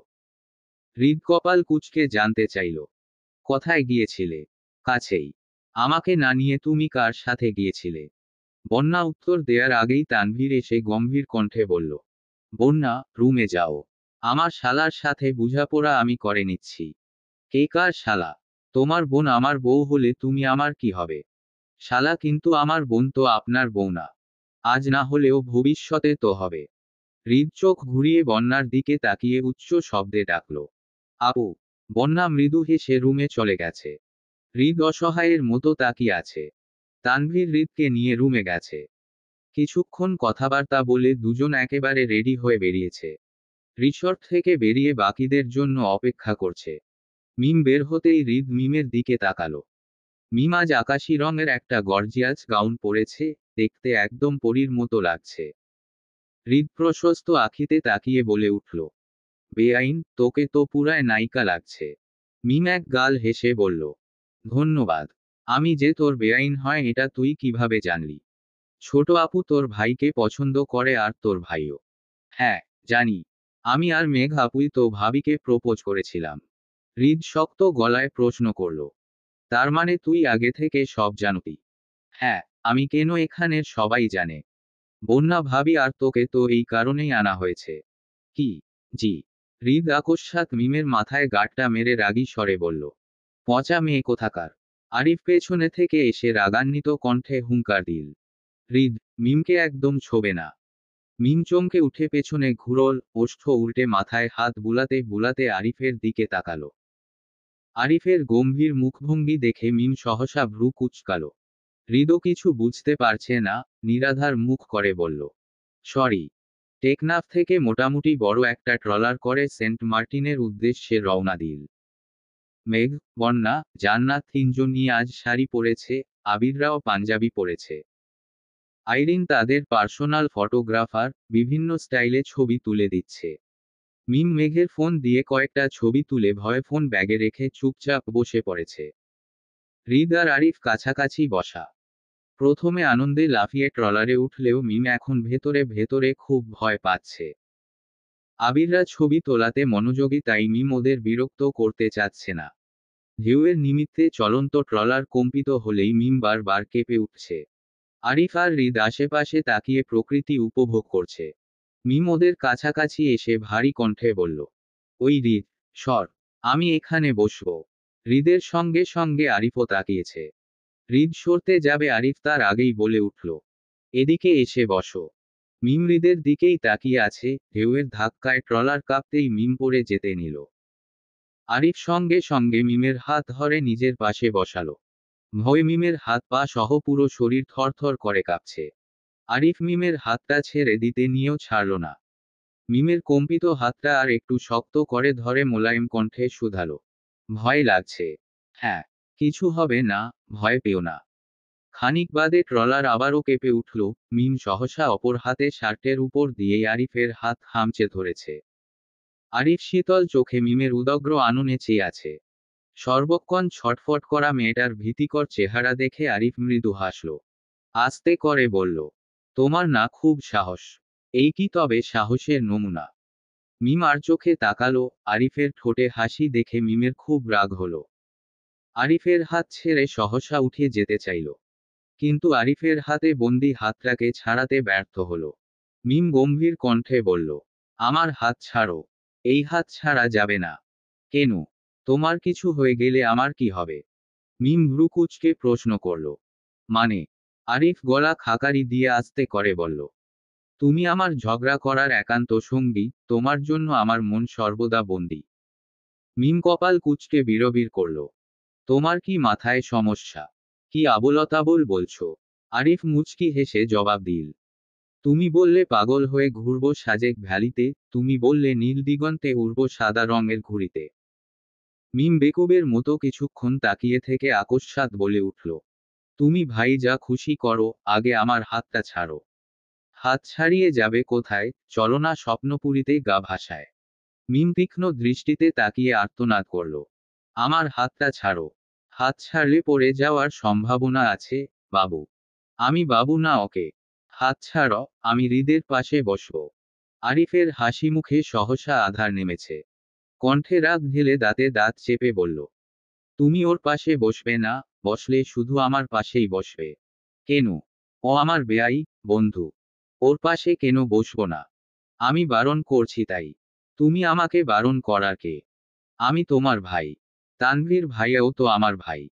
ভাইয়া তো কখনো কোনো কারণে আমাকে বারণ করে না।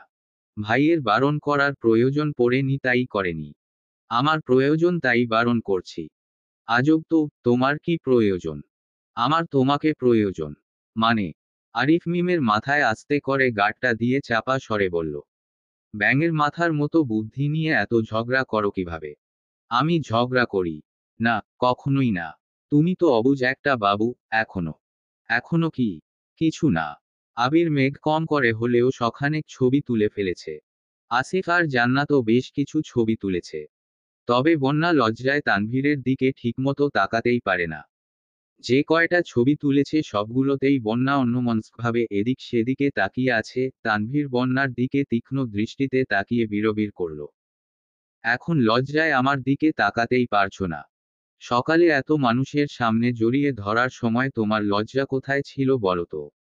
বন্যা ঠোঁট বেঁকিয়ে বলল, সকালে এত মানুষ থাকলেও আবির ভাইয়া আর আসিফ ভাইয়া ছিলেন না।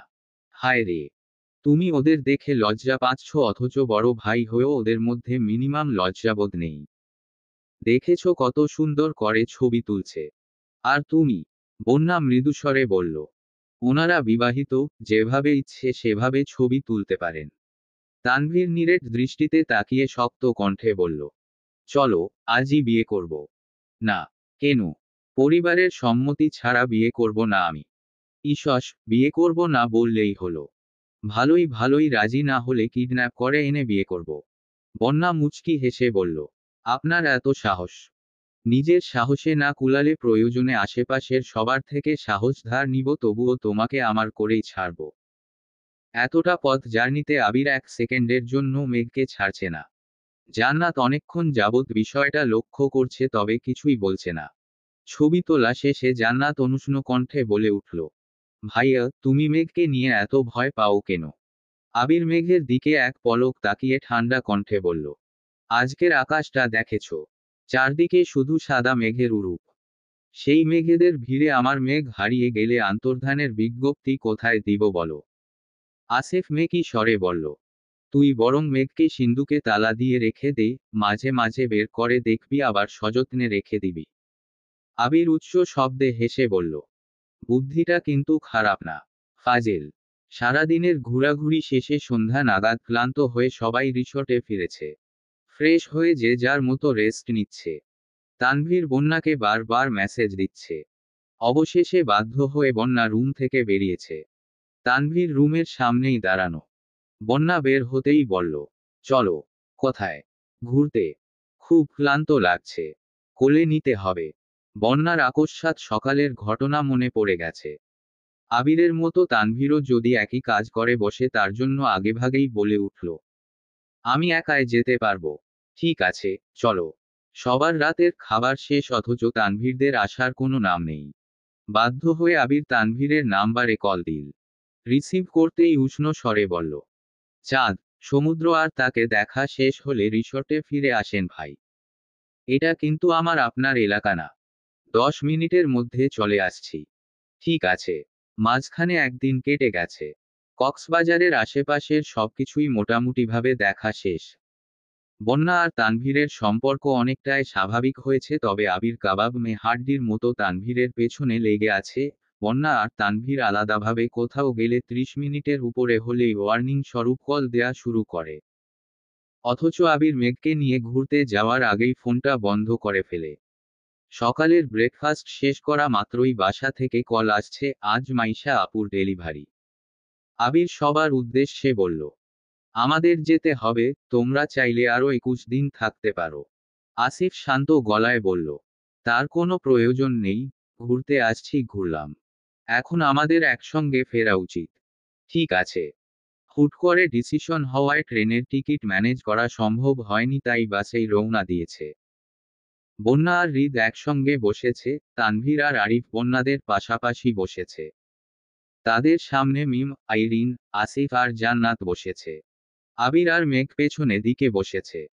মেঘ আবিরের মুখের পানে তাকিয়ে থেকে শীতল কণ্ঠে বলল, আমার বান্দরবন যাওয়ার খুব ইচ্ছে ছিল।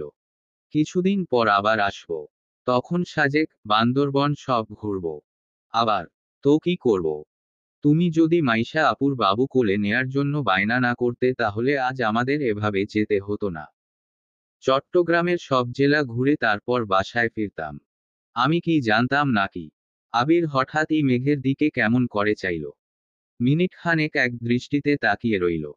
মেঘ ভ্রু কুঁচকে প্রশ্ন করল, এভাবে তাকিয়ে আছেন কেন? আবির ঠোঁট কামড়ে হেসে আচমকা বলে উঠল, তোমার যে ছোট বাবু এত পছন্দ, এটা তো আগে জানতাম না। জানলে কি করতেন? আবির ফিসফিস করে বলল, মাইশা আপু মা হওয়ার আগে তোমাকে আম্মু ডাক শোনাতাম। মেঘ রাগী স্বরে বলল, আপনার কি একটুও লজ্জা নেই? লজ্জা থাকাটা কি জরুরি? ও হ্যাঁ, খুব জরুরি। তুমি একটু দিবে? আমি কি দিব? লজ্জা? উফো, আমি আপনার সাথে বসবই না। আবির নিঃশব্দে হেসে বলল, বাচ্চামি স্বভাব না ছাড়লে কিন্তু আম্মু হতে পারবে না। মেঘ চোখ রাঙিয়ে তাকিয়ে বলল, দোহাই লাগে, বাসে অন্তত এমন কথা বলবেন না। আবির উদাসীন কণ্ঠে বলল, ঠিক আছে, বাকি কথা রাতে হবে। মেঘ জানালার বাহিরে তাকিয়ে প্রাকৃতিক দৃশ্য উপভোগ করছে। আবির চোখ বন্ধ করে সিটে হেলান দিয়ে বসে আছে। কয়েক মিনিট যেতেই মেঘ অতর্কিতে আবিরের দিকে ঘুরল। আবিরের কিছু সময়ের নীরবতায় মেঘের বুকটা কেমন যেন মোচড় দিয়ে উঠেছে। মেঘ আবিরকে এক পলক দেখে আবিরের কাছাকাছি চেপে বসে আবিরের বুকে মাথা রাখল। আবির তৎক্ষণাৎ মেঘকে নিজের সাথে জড়িয়ে নিয়েছে। আবিরের দুষ্টামিতে অতিষ্ঠ হলেও মেঘ আবিরের নীরবতা একদমই সহ্য করতে পারে না। আবির কিছুক্ষণ চুপ থাকলেই মেঘের মনে দুশ্চিন্তা হানা দেয়। মেঘ আহ্লাদী কণ্ঠে ডাকল, এই শুনছো?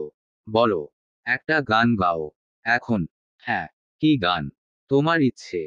আবির আস্তে করে গলা ঝেড়ে গুনগুন করে গাইতে শুরু করলো, তুমি সাগর নীলিমা নও, তুমি মেঘের বর্ষা নও, তুমি শুধু আবিরের ময়না। ময়না, তুমি আবিরের ময়না। এদিকে বন্যা আর হৃদ দুজনেই ঘুমাচ্ছে।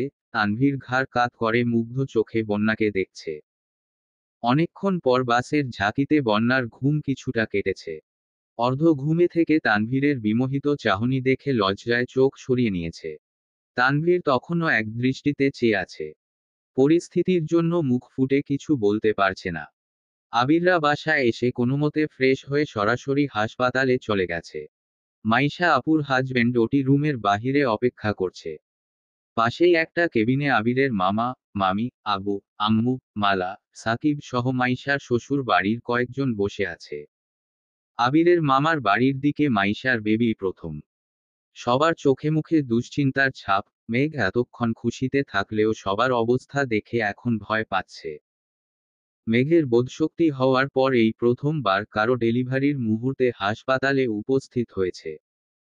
সময় পেরিয়ে যাচ্ছে কিন্তু ভেতর থেকে বাবুর কান্না শোনা যাচ্ছে না। ভয়ে মেঘের কলিজা পর্যন্ত শুকিয়ে গেছে। এক মুহূর্তের জন্য নিজেকে মাইশা আপুর জায়গায় চিন্তা করতেই অতর্কিতে মেঘের মাথা ঘুরতে শুরু করেছে। মেঘ কেবিনে ঢুকে মালিহা খানের পাশে বসে কয়েক ঢোক পানি খেয়ে নিল। মালিহা খান মেঘের মাথায় হাত বুলিয়ে শান্ত গলায় বললেন, টেনশন করিস না। মেঘ শীতল চোখে তাকাতেই মালিহা খান মলিন হাসলেন। আকস্মাৎ পাশের রুম থেকে নবজাতকের কান্নার শব্দ শোনা গেল। বেবির কান্নার শব্দে রুমে থাকা প্রতিটা মানুষের স্বস্তি ফিরেছে। নবজাতককে কোলে নেয়ার জন্য মেঘের ডাক পড়েছে কিন্তু মেঘ ভয়ে যেতে পারছে না। মেঘ কোনোমতে শক্ত গলায় বলল, ভাইয়া, বাবুকে আপনি কোলে নেন প্লিজ। আমি নিতে পারবো না। মাইশার হাজবেন্ড মেঘকে কয়েকবার ডেকেছে কিন্তু মেঘের হাত পা সহ পুরো শরীর কাঁপছে। মাইশার হাজবেন্ড বাবুকে কোলে নিয়ে এসেই মেঘের মুখোমুখি দাঁড়িয়েছে। মেঘকে উদ্দেশ্য করে কোমল কণ্ঠে বলল, মেঘ, তুমি বলেছিলে বাবুকে কোলে নিবে। অন্ততপক্ষে একবারের জন্য নাও। মেঘ আবিরের দিকে তাকালো। আবির মৃদু হেসে চোখে ইশারা দিল। মেঘ বিছানায় বসে দুহাত বাড়িয়েছে। মাইশার হাজবেন্ড সঙ্গে সঙ্গে বাবুকে মেঘের কোলে দিল। লাল টুকটুকে ছোট্ট একটা বাবু মেঘের কোলে অঝরে কাঁদছে। দু একবার চোখ খোলার চেষ্টা করে ব্যর্থ হয়ে ফের কাঁদতে শুরু করেছে। কিছু সময়ের জন্য মেঘের সর্বাঙ্গ কালবৈশাখী ঝড়ের মুখোমুখি হলো। অজানা এক ভয় আর আতঙ্কে মেঘের দুচোখ টলমল করছে। বাবুর দিকে তাকিয়ে থাকতে থাকতে হঠাৎ চোখে পানি জমে বাবুকে ঘোলাটে দেখা যাচ্ছে। মালিহা খান মেঘের অবস্থা কিছুটা আন্দাজ করতে পেরে বাবুকে কোলে নিয়ে মাইশার আম্মু আর শাশুড়ির কাছে নিয়ে গেছে। বাবুর কান্না, বাড়ির সবার হৈহুল্লোড় মেঘ সহ্য করতে পারছে না।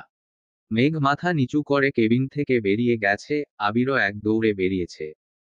মেঘের কাছাকাছি দাঁড়িয়ে চোখ মুছে দিতে দিতে শান্ত কণ্ঠে ডাকল, এই মেঘ। কান্নার জন্য মেঘ কথায় বলতে পারছে না। আবির ফের বলল, কি হয়েছে তোমার? মেঘ কাঁদতে কাঁদতে শুধু বলল, মা হওয়া কত কষ্টের। আবির নিঃশব্দে হেসে বলল, এই কষ্টের আড়ালে সীমাহীন সুখ লুকিয়ে থাকে। মেঘ ক্রন্দিত নয়নে তাকাতেই আবির নড়ে উঠল। সহসা স্বাভাবিক কণ্ঠে বলল, ঠিক আছে, সরি। তুমি মানসিকভাবে প্রস্তুত না হওয়া পর্যন্ত আমি বাবুর কথা আর বলবো না। এবার তো কান্না থামাও প্লিজ। তানভীর, মিম, আরিফ, আসিফরা কিছুক্ষণ পরে হাসপাতালে আসছে। সবাই বাবুকে দেখছে আর যে যার মতো গিফট দিচ্ছে। কিছুক্ষণের মধ্যে মাইশা আপুকে কেবিনে শিফট করা হয়েছে। এই সময়ের মধ্যে মেঘের মনের অবস্থা অনেকটাই স্বাভাবিক হয়ে গেছে। মেঘ বাবুকে কোলে নিয়ে গবেষণা শুরু করেছে। এক সময় আবিরও মেঘের সঙ্গে সঙ্গ নিল। বাবুর নাম, চোখ, ঠোঁট কার মতো হয়েছে সেসব নিয়েই তর্ক বিতর্ক লেগেছে। আলী আহমদ খান বাহিরে ছিলেন। আবির মেঘের তর্ক বিতর্ক শুনে রুমে আসছেন। আলী আহমদ খান আসতেই আবির মাথা নিচু করে দূরে সরে দাঁড়াল। আলী আহমদ খান কিছু বলতে চেয়েও সহসা কথা গিললেন। আবিরের দিকে তাকিয়ে ঠান্ডা কণ্ঠে বললেন, বাহিরে আসো, কথা আছে। আবির সঙ্গে সঙ্গে বেরিয়ে গেছে। 10 মিনিট পর কেবিনের দরজায় দাঁড়িয়ে তানভীরকে উদ্দেশ্য করে বলল, তানভীর, বাসায় গেলে সবাইকে নিয়ে যাস। রুম ভর্তি মানুষ, তাই মেঘকে কিছু বলতে চেয়েও বলতে পারল না। মেঘরা বাসায় ফিরেছে 10টার দিকে। সবাই সবার মতো শুয়ে পড়েছে। মেঘ আবিরের রুমে কিছুক্ষণ পায়চারি করে হঠাৎ এক দৌড়ে নিচে চলে আসছে। আবিরের রুমটা অনেক বড় হওয়ায় মেঘের একা থাকতে ভয় লাগে, তাই ড্রয়িং রুমে চলে আসছে। টিভি দেখতে দেখতে আবিরকে কয়েকবার কল দিয়েছে, কিন্তু আবির কল রিসিভ করছে না। মেঘ এক পর্যায়ে সোফাতেই ঘুমিয়ে পড়েছে। প্রায় 12টার দিকে মালিহা খান টিভির শব্দে রুম থেকে বেরিয়ে আসছেন। মেঘকে সোফায় ঘুমাতে দেখে ঘড়ির দিকে তাকালেন। আবিরের আব্বু, চাচু কেউই এখনো বাসায় ফিরেনি। মালিহা খান মেঘের মাথায় হাত বুলিয়ে আস্তে করে ডাকলেন, মেঘ, এই মেঘ। উম্মুম, এখানে ঘুমাচ্ছিস কেন? রুমে ভয় লাগে। কেন? জানি না। মালিহা খান সোফার একপাশে বসলেন, মেঘকে নিজের উরুতে শুইয়ে দিলে চুলে হাত বুলাতে বুলাতে বললেন, মাইশার বাবু দেখে ভয় পেয়েছিস? হ্যাঁ। সংসার জীবন বড়ই কঠিন মা, এই জীবনে ভয়কে জয় করেই চলতে হবে। আবির এখনো ফিরছে না কেন? জানি না, কল রিসিভ করছেন না। আচ্ছা তুই ঘুমা, আমি তোর মাথায় হাত বুলিয়ে দিচ্ছি। মেঘ কিছুক্ষণ ঘুমানোর চেষ্টা করে হঠাৎই ডাকল, বড় আম্মু, বল, একমাত্র ছেলের বউ হিসেবে তোমার কি আমাকে পছন্দ? পছন্দ না হলে কি ছেলের বউ করতে রাজি হতাম নাকি? এখন ঘুমানোর চেষ্টা কর, না হয় মাথা ব্যথা করবে। কিছু সময়ের মধ্যেই মেঘ ঘুমিয়ে পড়েছে। 10-20 মিনিটের মধ্যে আবির দৌড়ে বাসায় ঢুকেছে। মালিহা খানকে সোফায় বসে থাকতে দেখে পা থামিয়ে ধীর গতিতে আগায়। আম্মুর কোলে ঘুমন্ত মেঘকে দেখে আবির অপ্রত্যাশিতভাবে হেসে ফেলল। আবিরের হাসি দেখে মালিহা খান রাগী স্বরে হুঙ্কার দিলেন, তোর দায়িত্ববোধ কি কোনোদিনও আসবে না? আসবে। কবে আসবে? বিয়ের পর এত রাত করে কেউ বাসায় ফিরে? মেয়েটা এমনিতেই ভয় পায়, তার উপর তুইও নিরুদ্দেশ হয়ে গেছিস। তোর বউকে দেখে রাখার দায়িত্ব কি আমার? আবির মুচকি হেসে বলল, সরি। তুই যে বিয়ে করেছিস এটা কি তোর মনে থাকে না? থাকে তো। তাহলে তোর আব্বু কোথায়? চাচুরায় বা কোথায়? আসতেছে। কোথায় গিয়েছিলি? আব্বু এসে সব বলবে। আমি আপাতত ওকে নিয়ে যায়। চাচু এসে মেয়েকে এ অবস্থায় দেখলে আমার খবরই আছে। আবির ঝটপট মেঘকে কোলে নিয়ে রুমে চলে যাচ্ছে। আজ শুক্রবার, বন্যার বোনের কাবিন হবে, তাই বন্যাদের বাসায় সকাল থেকেই রান্নার আয়োজন চলছে। কাছের আত্মীয় স্বজনরা ইতিমধ্যে চলে আসছেন। এতটা পথ জার্নি করে আসায় বন্যার শরীর খুব ক্লান্ত, এজন্য ঘুম থেকে উঠতেও একটু দেরি হয়ে গেছে। হাত মুখ ধুয়ে রুম থেকে বেরিয়ে যেই নামতে যাবে অমনি বন্যার মামাতো ভাইয়ের সাথে দেখা, যার সাথে কোনো এক সময় বন্যার বিয়ে ঠিক হয়েছিল। ছেলেটা বন্যাকে দেখে মৃদুস্বরে বলল, কেমন আছো? বন্যা উত্তর না দিয়ে ফের নিজের রুমে চলে গেছে। দরজা চাপিয়ে আবারও শুয়ে পড়েছে। বন্যার চোখে তীব্র আক্রোশ। মন আর মেজাজ দুটায় চরমভাবে খারাপ হয়ে গেছে। 5 মিনিট পরেই তানভীরের কল আসছে। বন্যা রিসিভ করবে না করবে না ভেবেও রিসিভ করল। তানভীর মোলায়েম কণ্ঠে বলল, গুড মর্নিং। বন্যা মলিন হেসে বলল, গুড মর্নিং। ব্যস্ত? না, বলুন। কি করছো? কিছু না, শুয়ে আছি। তানভীর ঘড়ির দিকে তাকিয়ে কিছুটা উদ্বিগ্ন কণ্ঠে বলল, এত বেলা হয়ে গেছে এখনো শুয়ে আছো কেন? শরীর কি বেশি খারাপ? না, কিছু হয়েছে? তেমন কিছু না। আপনি কল দিয়েছিলেন কেন? বন্যার ভারী কণ্ঠের কথাবার্তা শুনে তানভীর শঙ্কিত হল, পর ধীর কণ্ঠে জানতে চাইল, বাসায় কি কোনো সমস্যা? না। বলো। তানভীরের গম্ভীর কণ্ঠ শুনে বন্যা সহসা হাসার চেষ্টা করল। মৃদু হেসে বলল, আপনি অল্পতে এত সিরিয়াস হয়ে যান কেন? আপুর বিয়ে হয়ে যাচ্ছে সেজন্যই মনটা একটু খারাপ। এখন বলুন, মেঘ, মিমোদের নিয়ে কখন আসছেন? আমি বোধহয় আসতে পারবো না। কেন? ভাইয়া বলল আমাকে নিয়ে কোথায় যাবে, কিছুক্ষণের মধ্যেই বের হতে হবে। তুমি চিন্তা করো না, বনুরা সময়মতো পৌঁছে যাবে। বন্যা মলিন কণ্ঠে বলল, আপনি আসবেন না? ইচ্ছে তো ছিল, কিন্তু ভাইয়ার কথা অমান্য করে যেতে পারবো না। তবে সুযোগ পেলে অবশ্যই আসব। আচ্ছা। তানভীর কল কেটে দিয়েছে। বন্যা ফোন থেকে গতকালের তোলা একটা ছবি বের করে শীতল চোখে তাকিয়ে তানভীরকে দেখছে। কিছুক্ষণ পর বন্যার বোন রুমে আসছে। আপুকে দেখে বন্যা আতঙ্কিত হয়ে ফোন রেখে দিয়েছে। বন্যার বোন বন্যার মাথার কাছে বসে আস্তে করে বললেন, কি হয়েছে তোর? কিছু না, মন খারাপ।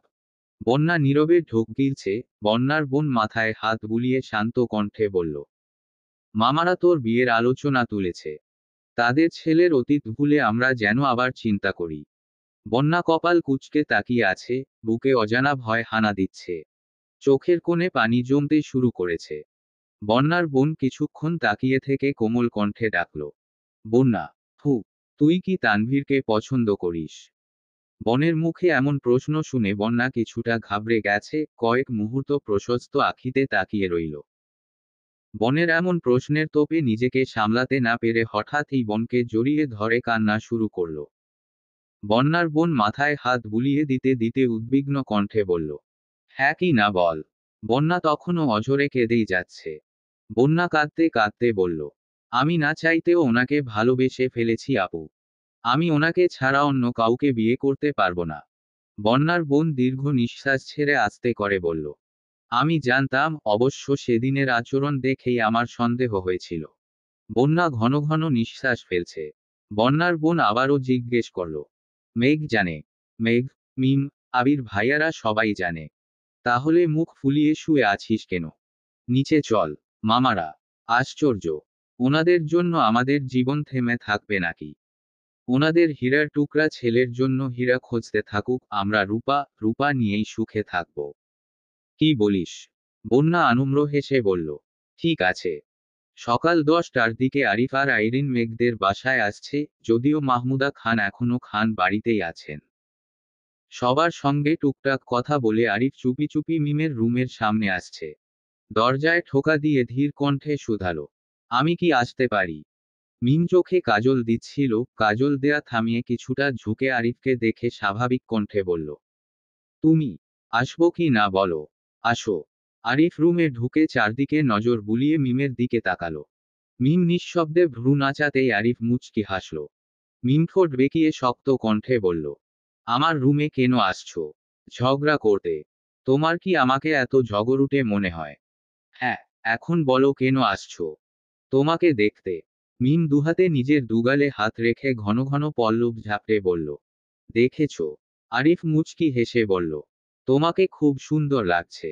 মিম সঙ্গে সঙ্গে হাত নামিয়ে সন্দেহের দৃষ্টিতে তাকিয়ে বলল, ওই তোমার মনে কি চলে? তোমার হাবভাব আমার একদম ভালো লাগছে না। আমি কিন্তু ভাইয়াকে বিচার দিব। কি বিচার দিবে? বলবো। বলবো যে তুমি আমার সাথে অসভ্যতা করো। ভাইয়া যখন তোমার পা ভেঙে হকি খেলবে তখন বুঝবা। আরিফ চিপ দিয়ে ঠোঁট ভিজিয়ে তপ্ত স্বরে বলল, পা কবে ভাঙবে জানিও, তাহলে প্রস্তুতি নিতে সুবিধা হবে। ফাউল কথা বাদ দিয়ে যাও এখান থেকে, নয়তো সত্যি সত্যি বিচার দিব। আরিফ পকেট থেকে 2 ডজন লাল রঙের কাচের চুড়ি বের করে বিছানার উপর রেখে শান্ত গলায় বলল, খুব শখ করে তোমার জন্য চুড়িগুলো নিয়ে আসছি, তুমি পরলে খুশি হব। আরিফ দরজা পর্যন্ত গিয়ে আবারও থামল, আর চোখে মিমের দিকে তাকিয়ে ফের বলল, তোমাকে আজ অন্যরকম সুন্দর লাগছে। কারো নজর না লাগে যেন। মিম কপাল কুঁচকে তাকিয়ে আছে। আরিফ চলে গেছে। মিম ড্রেসিং টেবিলের আয়নার দিকে তাকালো, লজ্জা আর কুণ্ঠায় মিমের উজ্জ্বল ধৃষ্টতা আরো বেশি ঝলমল করে উঠল। আরিফকে নিয়ে কখনো সেভাবে কিছু ভাবেনি মিম, দুজনের সম্পর্কটাও খুব বেশি মধুর নয়। এ বেলায় দুটা ভালো কথা বললে ও বেলাতেই ঝগড়া লেগে যায়।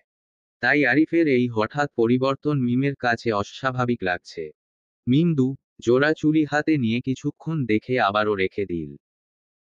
প্রায় 4টার দিকে আবির তানভীরকে নিয়ে বন্যাদের বাসার সামনে আসছে। বাইক থেকে নামতেই আবির চটজলদি পকেট থেকে টিস্যু বের করে তানভীরের মুখ মুছে দিতে লাগলো। আবিরের কাণ্ড দেখে তানভীর হতবিহ্বল। কাজের নাম করে সকাল থেকে 23 ঘন্টা তানভীরকে সেলুনে বসিয়ে রেখেছে। 100 হেয়ার স্টাইল দেখে অনেক ভেবেচিন্তে একটা সিলেক্ট করে দিয়েছে, এমনকি তানভীরের পরনের পাঞ্জাবিটাও আবিরের এরই দেয়া। আবির তানভীরের চুল ঠিক করে দিতে দিতে মৃদুস্বরে বলল, ভদ্র ছেলের মতো থাকবি কেমন? তানভীর ভ্রু কুঁচকে বলল, আমার মনে হচ্ছে আমাকে মেহমানের থেকেও বেশি নতুন জামাই লাগছে। আমি কি বিয়ে করতে যাচ্ছি নাকি? আবির হাসল, সহসা বলে উঠল, করলে ক্ষতি কি? তানভীর আর চোখে তাকাতেই আবির তারা দিল তানভীরকে নিয়ে বাসার ভেতরে ঢুকল। মেইন গেইটের ভেতরে এক পা রাখতেই তানভীর আশ্চর্য বনে গেল। আলী আহমদ খান, মোজাম্মেল খান, ইকবাল খান সহ মিম, মেঘ, আদি, আইরিন, আরিফ, আসিফ, রাকিব সবাই উপস্থিত। তারা ছাড়াও বন্যার বড় আপুর শ্বশুর বাড়ির মানুষজন, বন্যাদের আত্মীয় স্বজনের ড্রয়িং রুম পরিপূর্ণ। বন্যার আব্বু হেসে বললেন, নতুন জামাইয়ের আসতে এত দেরি কেন? তানভীর শুকনো মুখে ঢোক গিলে আবিরের দিকে তাকালো। আবির মুচকি হেসে বিড়বিড় করল, সারপ্রাইজটা কেমন? আই এম শকর। মেঘ দ্রুত এগিয়ে এসে আহ্লাদি কণ্ঠে বলল, ভাইয়া, আমাকে কেমন লাগছে? তানভীর মেঘকে আপাদমস্তক দেখে আবারও আবিরের দিকে তাকালো। মেঘের বিয়ের সময় এত শাড়ি আর লেহেঙ্গা দেখেছিল যে মেঘের জন্য শাড়ি, লেহেঙ্গা কেনা শেষে তানভীরকে টেনেও সব থেকে বের করা যাচ্ছিল না। একই ডিজাইনের দুটা লেহেঙ্গা তার খুব পছন্দ হয়েছিল, এক পর্যায়ে খুব জোরাজোরি করেই দুইটা লেহেঙ্গা নিয়েছিল। তানভীর ভেবেছিল, বন্যাকে যেদিন প্রপোজ করবে সেদিন মেঘ আর বন্যাকে এই লেহেঙ্গা দুটা দিবে। কিন্তু হুট করে কক্সবাজার যাওয়া, ওখানে পরিকল্পনাবিহীন প্রপোজ করা, সব মিলিয়ে পরিকল্পনাগুলো এলোমেলো হয়ে গেছিল। এদিকে মেঘের ইচ্ছে ছিল তানভীরের বিয়েতে বন্যা আর মেঘ দুজনেই লেহেঙ্গা পরবে, তাই আবির বাধ্য হয়ে তানভীরের কেনা লেহেঙ্গা দুটায় দিয়ে দিয়েছিল। আবির ধীর কণ্ঠে বলল, আমার কিছু করার ছিল না। তুই খুব ভালো করেই জানিস তোর বোনের বায়নার কাছে আমি আবির নাথিং। আলী আহমদ খান ভারী কণ্ঠে ডাকলেন, ভেতরে আসো। তানভীর কিছুটা সামনে এগিয়ে সবাইকে সালাম দিল। সবার কথায় সোফায় গিয়ে বসল। আশেপাশে সবাই অদ্ভুত দৃষ্টিতে তানভীরকে দেখছে। কি হচ্ছে, কি হতে চলেছে সেটা পুরোপুরি আন্দাজ করতে না পারলেও তানভীর কিছুটা হলেও আন্দাজ করতে পারছে। বন্যার আব্বু, চাচু ওনারা তানভীরকে টুকটাক প্রশ্ন জিজ্ঞেস করছেন। তানভীর ধীরস্থির কণ্ঠে উত্তর দিচ্ছে, তবে গলা প্রচণ্ড বেগে কাঁপছে। আব্বু আর বড় আব্বুদের দিকে তাকানোর বিন্দুমাত্র সাহসও অবশিষ্ট নেই। আবির তানভীরের ঠিক পেছনে দাঁড়ানো।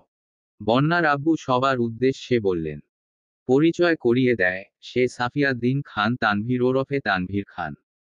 সবার উপস্থিতিতে একটা কথা বলতে চাই, বড় মেয়ের সাথে সাথে আমি আমার ছোট মেয়ে মেহেরনাজ মুনতাহা বন্যার সাথে তানভীরের বাগদান সম্পন্ন করে রাখতে চাচ্ছি। গতকাল রাতে অলক্ষিতভাবে সিদ্ধান্ত নেয়ার কারণে সবাইকে আগে কিছু জানাতে পারিনি। বন্যার আব্বুর কথা শুনে তানভীরের বুক ধুকপুক করছে, মনে যত সাহস ছিল সব যেন সেকেন্ডের মধ্যে উধাও হয়ে গেছে। তানভীর মাথা নিচু করে আস্তে করে ঢোক গিলল। গতরাতে তানভীরকে বাসায় পাঠিয়ে সবাই যে আলোচনায় বসেছিল আর সেই আলোচনার সর্বাধিনায়ক যে আবির ছিল এটা বুঝতে সময় লাগল না। গত 2 দিনে আবিরের বলা কথাগুলো তানভীরের কানে বাজছে। আবির কয়েকবার সরাসরি জিজ্ঞেস করেছিল, বিয়ে করার মতো সাহস আছে তোর? তানভীর তখন কথাগুলোকে সেভাবে গুরুত্ব না দিলেও এখন সব বুঝতে পারছে। তানভীরের খুব ইচ্ছে করছে আবিরকে জড়িয়ে ধরতে, কিন্তু এত মানুষের ভিড়ে সেটাও করতে পারছে না। বন্যার মামাতো ভাই এক দৃষ্টিতে তানভীরের দিকে তাকিয়ে আছে, সুপ্ত ক্রোধ চোখে উপচে পড়ছে তার। বিষয়টা তানভীরের চোখে না পড়লেও আবিরের চোখে ঠিকই পড়েছে। আবির ছেলেটাকে দেখে মিটিমিটি হাসছে। ছেলেটার নজর আবিরের দিকে পড়তেই আবির সহসা দাঁত বের করে নিঃশব্দে হাসল। ছেলেটা সূক্ষ্ম নেত্রে তাকিয়ে কয়েক সেকেন্ডের মধ্যেই চোখ সরিয়ে নিল। 10 থেকে 15 মিনিটের আলাপচারিতা শেষে বন্যা আর বন্যার বোনকে ডাকা হলো। দুই বোন একসঙ্গে নামছে, বন্যার বোনের পরনে বেনারসি শাড়ি আর বন্যার পরনে তানভীরের কিনে রাখা সেই লেহেঙ্গা। ওদের সাথে মিম, আইরিন আর মেঘ নামছে। তানভীর ঘাড় ঘুরিয়ে তাকানোর সঙ্গে সঙ্গে হৃদয় জুড়ে হিমশীতল হাওয়া বয়ে গেল। বন্যা ভারী মেকআপ না নিলেও লেহেঙ্গার সাথে মানানসই ভাবেই সেজেছে। মিষ্টি কালারের লেহেঙ্গার সাথে ম্যাচিং চুড়ি, অল্প স্বল্প গহনাও পরেছে। চোখে কাজল আর ঠোঁটে গাঢ় লিপস্টিক দিতেও কৃপণতা করেনি আজ। এই অকল্পনীয়, অপরূপ সাজে বন্যাকে দেখামাত্র নিজের অজান্তেই তানভীরের ঠোঁটে প্রশান্তির হাসি ফুটল। হৃদয়ে বইছে বসন্তের প্রেমময় হাওয়া, মনের ভেতর থেকেই শুধু একটা কথায় বের হচ্ছে, she is my better half. তানভীরের নিষ্পলক চাহনি দেখে আবির অতর্কিতে তানভীরের কাঁধে হাত রেখে আস্তে আস্তে আঙুল নাড়াল। তানভীর সঙ্গে সঙ্গে চোখ সরিয়ে স্বাভাবিক হয়ে বসেছে। একটা সোফায় বনারা দুই বোন পাশাপাশি বসা, তানভীর বন্যার পাশে বসেছে আর বন্যার বোনের পাশে তার হবু হাজবেন্ড। মোজাম্মেল খান চোখে ইশারা দিতেই আবির পকেট থেকে একটা আংটির বক্স বের করে দিল। মেঘ এতক্ষণ দূরে থাকলেও এখন আবিরের পাশে এসে দাঁড়িয়েছে। আবির তাকাচ্ছে না দেখে মেঘ আবিরের হাতে চিমটি কাটল। আবির মেঘের দিকে তাকিয়ে ভ্রু নাচাতেই মেঘ বিড়বিড় করে বলল, আমাকে কেমন লাগছে বললেন না তো। মেঘের কপালের উল্টে যাওয়া টিকলিটা ঠিক করে দিয়ে আবির অত্যন্ত ধীর কণ্ঠে বলল, তুমি তমসার বুকে অনুদার আলোক ছটা হলেও। আবিরের হৃদয়ে নিরন্তর দীপ্তির মেলা। মেঘ হালকা ধমকের স্বরে বলল, এটা প্রশংসা ছিল নাকি অবজ্ঞা? আপাতত অবজ্ঞায় ভাবো, প্রশংসাটা না হয় রাতের জন্য তোলা থাকলো। আবির ঠোঁট কামড়ে হেসে আলগোছে চোখ টিপল। মেঘ মুখ ফুলিয়ে প্রশস্ত নেত্রে তাকিয়ে দুহাতে আবিরের হাত খামচে ধরেছে। এর মধ্যে তানভীর বন্যার বাগদান সম্পন্ন হয়ে গেছে। বন্যা বুক ফুলিয়ে শ্বাস টেনে পরপর দীর্ঘ নিঃশ্বাস ছেড়ে নিজের অনামিকা আঙুলের দিকে তাকালো। অন্তর্নিহিত অনুষঙ্গে বন্যার দু চোখ চিকচিক করছে। তানভীরের সাথে বিয়ের কথা সকাল পর্যন্তও জানতো না বন্যা। বন্যার বোন হৃদের মুখ থেকে তানভীরের কথা শুনেই বন্যাকে সকালে জিজ্ঞেস করেছিল। তবে এর কিছুক্ষণ পর মেঘ মিমরা আসতেই বাড়ির পরিবেশ বদলে গিয়েছিল। পরিশেষে বন্যার আব্বু গতরাতের আলোচনার কথা বন্যাদের জানিয়েছে। এত সহজে সবকিছু ঠিকঠাক হয়ে যাবে এটা বন্যা কল্পনাও করতে পারেনি। আপাতত বাগদান সম্পন্ন হলেও তানভীরের জব হওয়ার পর অনুষ্ঠান করা হবে। তানভীর সবার দিকে একবার নজর বুলিয়ে আকস্মাৎ বন্যার কানের কাছে ফিসফিস করল, তোমাকে চেয়েছিলাম আমি। ভোরের স্বপ্নের মাঝে আবৃত অনুভবের নিমিত্তে পেয়ে গেছি। গোধূলি লগ্নের আগে বন্যা আর চোখে তানভীরের দিকে তাকালো। তানভীরের নেশাক্ত দৃষ্টি, মায়াবী আদল, অকৃপণ হাসি দেখে বন্যার ওষ্ঠ যুগল কিছুটা প্রশস্ত হল। বন্যা চোখ নামিয়ে মৃদুস্বরে বলল, সরি। সরি বলছো কেন? আমার ফোন মেঘের কাছে, তাই আপনাকে আগে জানাতে পারিনি। ভালো হয়েছে জানাওনি। আগে জেনে গেলে হয়তো এত সুন্দর অনুভূতিটা মিস করে যেতাম। বন্যা শীতল চোখে ফের তাকালো। তানভীরের সাথে চোখাচোখি হতেই নিজের চোখ নামিয়ে নিয়েছে। তানভীর কয়েক মুহূর্ত তাকিয়ে থেকে উষ্ণ স্বরে বলল, দৃষ্টিকে জানিয়ে দাও। তানভীর আজ থেকে শুধুই বন্যার। মনের সব ভয়, ভীতি, শঙ্কা ভুলে যেতে চাই নিরালায়। ছাদে খাবারের আয়োজন করা হয়েছে। বড়দের খাবার খাওয়ানোর জন্য নিয়ে গেছে। আত্মীয় স্বজনের ভিড় কমতেই তানভীর আকস্মাৎ উঠে গিয়ে আবিরকে জড়িয়ে ধরল। আকস্মিক ঘটনায় আবির কিছুটা অবাক হল। কয়েক মুহূর্ত পর আবিরও জড়িয়ে ধরল। তানভীর অধীর কণ্ঠে বলল, ধন্যবাদ ভাইয়া, তোমাকে অসংখ্য ধন্যবাদ। আমি না চাইতেন তুমি আমার জীবনের সবচেয়ে দামি গিফটটা আমাকে দিয়ে দিলে। তোমার এই আনুকূল্য আমি কোনোদিনও ভুলব না। ভালোবাসি ভাইয়া, খুব ভালোবাসি। আবির স্বাভাবিক কণ্ঠে বলল, তুই আমার জন্য যত ঝড়োঝাপটা সহ্য করেছিস তার কাছে এই উপহার কিছুই না। তবে হ্যাঁ, 2 বছর আগে তোর বউকে আমাদের বাড়িতে নিচ্ছি না। আমার বউয়ের বউ ফিল শেষ হলে তবেই তোর বউকে ঘরে তুলব। ঠিক আছে, তুমি যা বলবে তাই হবে। তানভীরের হাস্যোজ্জ্বল চেহারা আর আবেগী কণ্ঠস্বর শুনে মেঘ অভিমানী কণ্ঠে বলল, এখন সব ভালোবাসা ভাইয়ের জন্য। আমি যে এত বছর বান্ধবীটাকে আগলে রেখেছি, প্রপোজ করেছি, বিয়ের জন্য এত চিল্লাচিল্লি করেছি, এগুলো কিছুই না। তানভীর আবিরকে ছেড়ে হাসি মুখে মেঘের দিকে তাকালো। আলতো হাতে মেঘকে বুকে জড়িয়ে আদুরে কণ্ঠে বলল, তুই তো আমার সব কিছু। তুই পৃথিবীতে আসছিলি বলেই আমি তানভীর পৃথিবীর শ্রেষ্ঠ একটা বোন পেয়েছি। তুই আসছিলি বলেই আমি আবির ভাইয়ার মতো ভাই পেয়েছি আর বন্যার মতো একজন জীবনসঙ্গী পেয়েছি। আমার জীবনে তুই সবচেয়ে দামি। সারা জীবন ভালোবাসি বললেও তোর প্রতি আমার ভালোবাসার অন্ত ঘটবে না। তবুও বলছি, বনু, আমি তোকে সীমাহীন ভালোবাসি। মেঘ আহ্লাদী কণ্ঠে বলল, আমার চোখে তুমি পৃথিবীর সেরা ভাই। তুমি আমার জীবনে না থাকলে আমি বোধহয় ভালোবাসার সঠিক অর্থই বুঝতাম না। আমিও তোমাকে সীমাহীন ভালোবাসি, ভাইয়া। রাকিব শক্ত কণ্ঠে বলল, হ ভাই, ভালোবাসা সব তোদেরই। আমরা ভাইবানের জলে ভেসে আসছি। নাকি বলো আসিফ? জি ভাই, আমারও তাই মনে হয়। তানভীর মেঘকে ছেড়ে সবার উদ্দেশ্যে বলল, আমি তোমাদের সবাইকে ভালোবাসি। আরিফ ঠাট্টার স্বরে বলল, সবার মধ্যে কি ভাবিও আছে নাকি ভাই? তুমি সরাসরি বলতে পারছো না বলে আমাদের নাম নিচ্ছ, তাই না? তানভীর ঠোঁট বেঁকিয়ে ভেঙচি কাটার চেষ্টা করল। পরপর নিরেট কণ্ঠে বলে উঠল, কেন? আমি কি ভয় পাই নাকি? বন্যার দিকে তাকিয়ে মোলায়েম কণ্ঠে বলল, আই লাভ ইউ বন্যা। সবাই একসঙ্গে হেসে উঠল। বন্যা লজ্জায় চোখ নামিয়ে নিয়েছে। সবার মধ্য থেকে আইরিন বলে উঠল, মানি না, মানব না। সবার বেলায় ভালোবাসি আর ভাবির বেলায় আই লাভ ইউ। তানভীর ভ্রু কুঁচকে ভারী কণ্ঠে বলল, দাঁড়া, তোর বিয়েটাও খুব তাড়াতাড়ি ঠিক করছি। না। মেঘ বন্যাকে টেনে এনে তানভীরের পাশে দাঁড় করিয়ে তানভীরের হাতের উপর বন্যার হাত রাখল।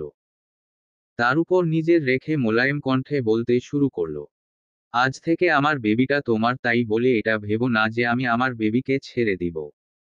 তুমি যদি ইচ্ছেকৃত আমার বেবিকে কষ্ট দাও তাহলে এর ফল খুব খারাপ হবে। আর হ্যাঁ, আমার ভাইও আমার, আমার বেবিও আমার। তাই তোমাদের দুজনের উপর আমার অধিকার সবচেয়ে বেশি। বুঝছো? বন্যা আর তানভীর একসঙ্গে বলল, জি আপু, বুঝেছি। আবির মেঘের হাতের উপর নিজের হাত রেখে নিরেট কণ্ঠে বলল, আর আমার বউয়ের উপর আমার অধিকার সবচেয়ে বেশি। বুঝছো? মেঘ আর চোখে তাকিয়ে নিঃশব্দে হাসল। তানভীর, বন্যা ফের বলল, জি ভাই, বুঝেছি। রাকিব হুট করে বলে বসল, মেঘের জন্মের পর থেকে মেঘের উপর তো তোর অধিকারই সবচেয়ে বেশি। মেঘের সাথে কেউ কথা বলা তো দূর, মেঘের দিকে কেউ তাকালেই তো তোর মেজাজ 626 হয়ে যেত। জয়ের কথা মনে হলে এখনো আমার কলিজা কেঁপে উঠে। রাগের বশবর্তী হয়ে মেঘকে 21টা থাপ্পড় দিয়ে ফেলছিলি বলে মেঘ তোর উপর রাগ করেছিল।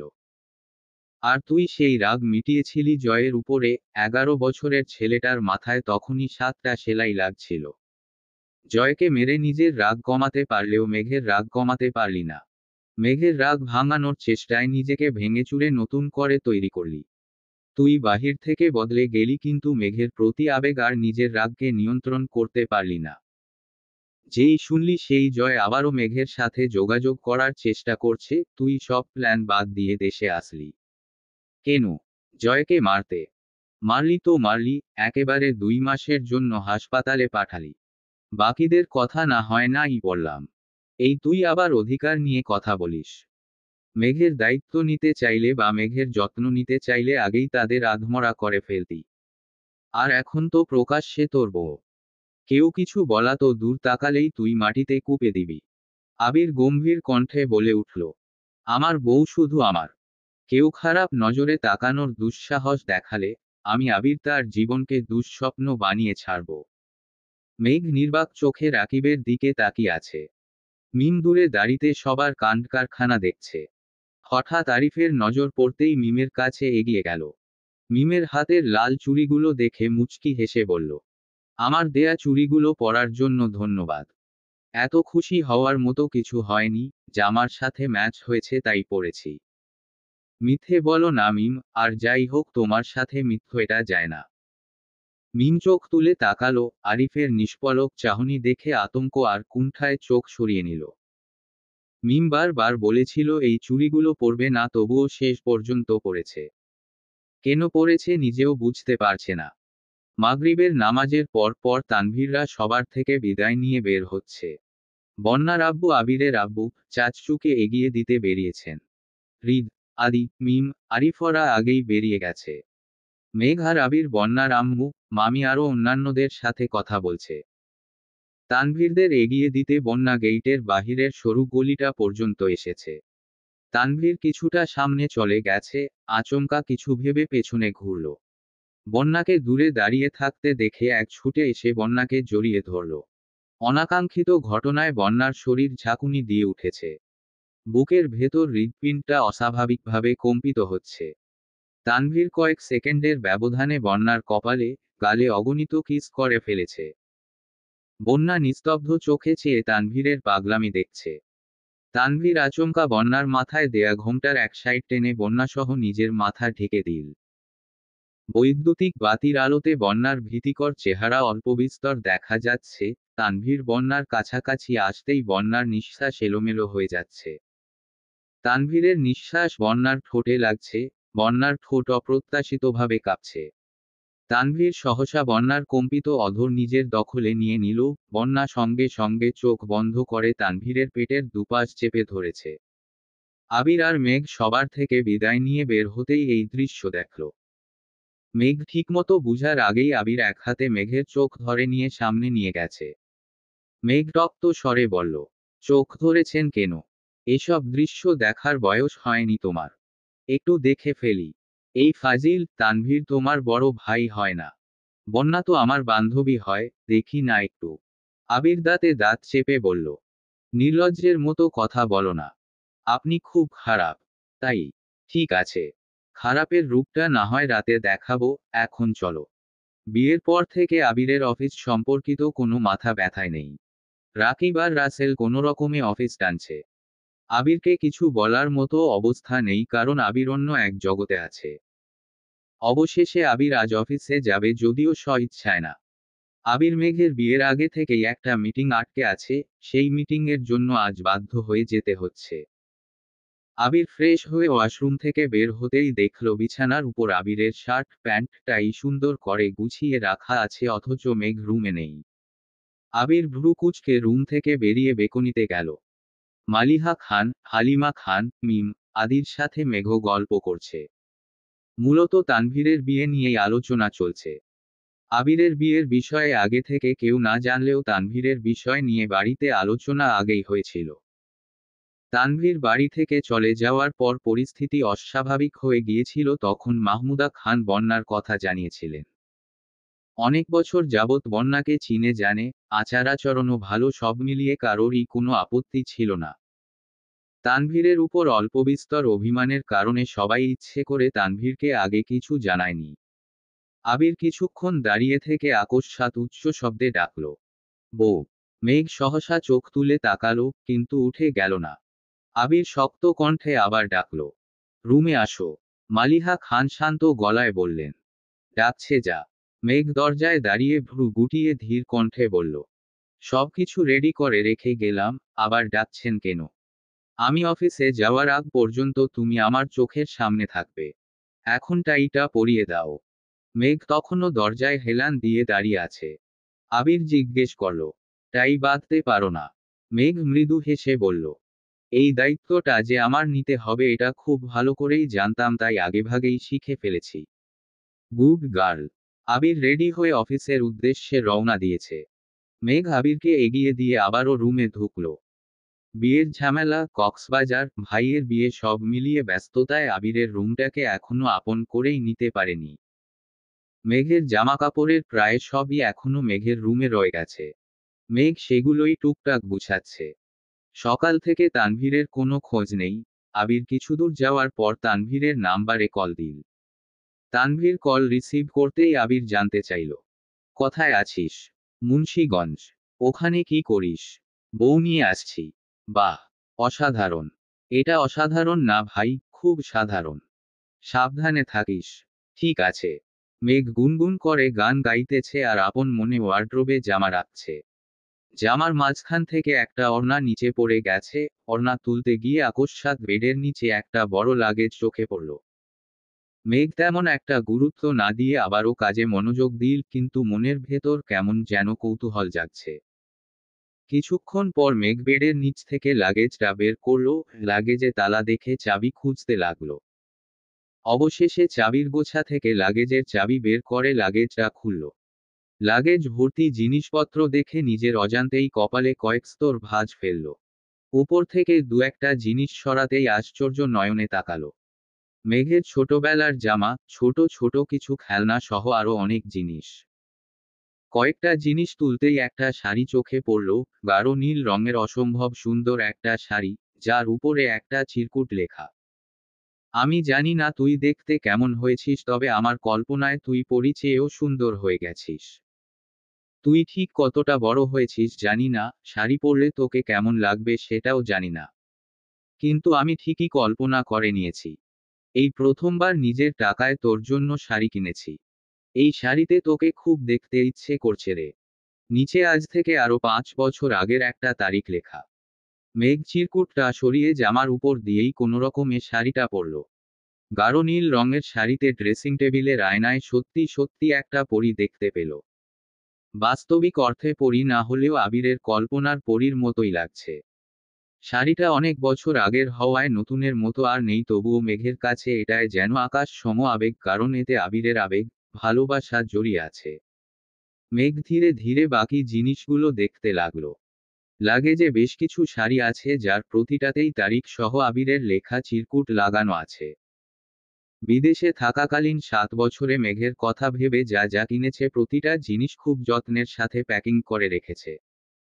এক পাশের সব দেখে শেষ করার আগেই মেঘের নজর আটকায় অন্য পাশের হাজারো রঙিন কাগজের দিকে। মেঘ কয়েকটা রঙিন কাগজ হাতে নিল। প্রথম কাগজের উপরে এক কর্নারে পৃষ্ঠা নাম্বার লেখা। প্রথম পৃষ্ঠাটাতে অগোছালো অক্ষরে লেখা, যদি এমন হতো ঘুম ভাঙতেই তোর আমার দূরত্বের কথা মন থেকে মুছে যেত। আমি আমার মেঘকে আবার আমার করে পেতাম, তবে কতই না ভালো হতো। অন্ততপক্ষে নির্ঘুম রাত কাটিয়ে তোকে না পাওয়ায় আক্ষেপ বুকে চেপে এক রাশ হাহাকার নিয়ে দেশ ছাড়তে হতো না। Miss you. দ্বিতীয় পৃষ্ঠাতে লেখা, এই শহরে সব আছে কিন্তু তোর গায়ের গন্ধ নেই। আবির যে তার মেঘকে ছাড়া একদমই ভালো নেই। 3, 4, 5 প্রতিটা পৃষ্ঠা উল্টাচ্ছে। অতঃপর 23 নাম্বার একটা পৃষ্ঠাতে আবার নজর স্থির হলো। পৃষ্ঠাতে লেখা, তুই এত নিষ্ঠুর কিভাবে হতে পারলি? আমাকে দূরে ঠেলে সত্যিই কি ভালো আছিস? কিন্তু আমি কেন পারছি না? 23 দিনেও কেন একবারের জন্য হাসতে পারছি না? চোখের সামনে শুধু তোর অভিমানী মুখটা ভেসে উঠছে। মেঘ, মানুষ তো কত ভুল করে, কই এত বড় শাস্তি কি কেউ পায়? আমাকে কেন এত বড় শাস্তি দিলি? কয়েকটা পৃষ্ঠা পর আরেকটাতে লেখা, এই দেশ আমার সব কেড়ে নিয়েছে। মেঘ, আমার আমিটাকে হারিয়ে ফেলতেছি, আমার জীবন বিষণ্ণতায় ছেয়ে যাচ্ছে, চারদিকের সবেতে বিরক্তি জন্মে গেছে। মেঘের দুচোখ টলমল করছে, মেঘের হাতে থাকা সব কাগজ পড়ে গেছে। বাতাসে উড়ে পৃষ্ঠাগুলো চলে যাচ্ছে। মেঘ কাছের পৃষ্ঠাগুলো তুলে তাড়াতাড়ি করে লাগেজে রেখে লাগেজ আটকালো। দু একটা পৃষ্ঠা দূরে চলে যাচ্ছে। মেঘ পৃষ্ঠাগুলো উঠাতে উঠাতে রুমের মাঝ বরাবর চলে যাওয়া পৃষ্ঠাটা উঠালো। ওইটাতে লেখা, পৃথিবীতে আমার প্রাপ্য সবকিছুর বিনিময়ে হলেও যদি তোর অভিমান ভাঙানো যেত, আমি আবির সব ছেড়ে আজই দেশে চলে আসতাম। বিশ্বাস কর, আমি আজই চলে আসতাম। আমি যদি একবারের জন্যেও বুঝতে পারতাম তোর গায়ে হাত তুললে তুই এতটা অভিমান করবি, তাহলে কোনোদিন তোর গায়ে হাত তোলার দুঃসাহস দেখাতাম না। তোর অভিমান আমাকে ভেতর থেকে ধ্বংস করে ফেলতেছে। এসব সহ্য করতে না পেরে যদি কখনো মারা যাই, তবে জেনে রাখিস আমি আবির আমৃত্যু তোকে ভালোবেসেছি আর তোর অভিমানের কারণেই মরেছি। মেঘের দুচোখ বেয়ে অনর্গল পানি পড়ছে। পৃষ্ঠা উঠিয়ে যেই উঠতে যাবে তখন নজর পড়ে সামনের দেয়ালের দিকে। আগে রুমে অনেক জিনিসপত্র থাকায় এই দেয়ালের প্রতি নজরই পড়েনি। এখন রুম সম্পূর্ণ পরিষ্কার হওয়ায় দেয়ালের কালো পর্দার উপর মেঘের নজর আটকে গেছে। মেঘ মনে মনে ভীত হচ্ছে ঠিকই, কিন্তু কিছুটা কৌতূহলও কাজ করছে। জোরে নিঃশ্বাস টেনে এগিয়ে গেল পর্দার কাছে। এক সাইড থেকে পর্দা টেনে দেয়াল উন্মুক্ত করে দিল। দেয়ালে কিছু একটা ছবি আঁকা, কাছাকাছি থাকায় মেঘ ঠিকমতো বুঝতে পারছে না, তাই পেছাতে লাগলো। কিছুটা পেছাতেই থমকে দাঁড়ালো। পুরো দেয়াল জুড়ে বড় করে মেঘের একটা হাস্যোজ্জ্বল ছবি আঁকা, যার পাশে লেখা, আমৃত্যু ভালোবাসি তোকে। নিচে গত বছর জানুয়ারির দিকের তারিখ লেখা। যখন আবিরের রুমে রং করানো হয়েছিল তখনই ছবিটা আঁকিয়েছিল, যেটা 1 বছর যাবৎ পর্দার আড়ালে লুকিয়েছিল।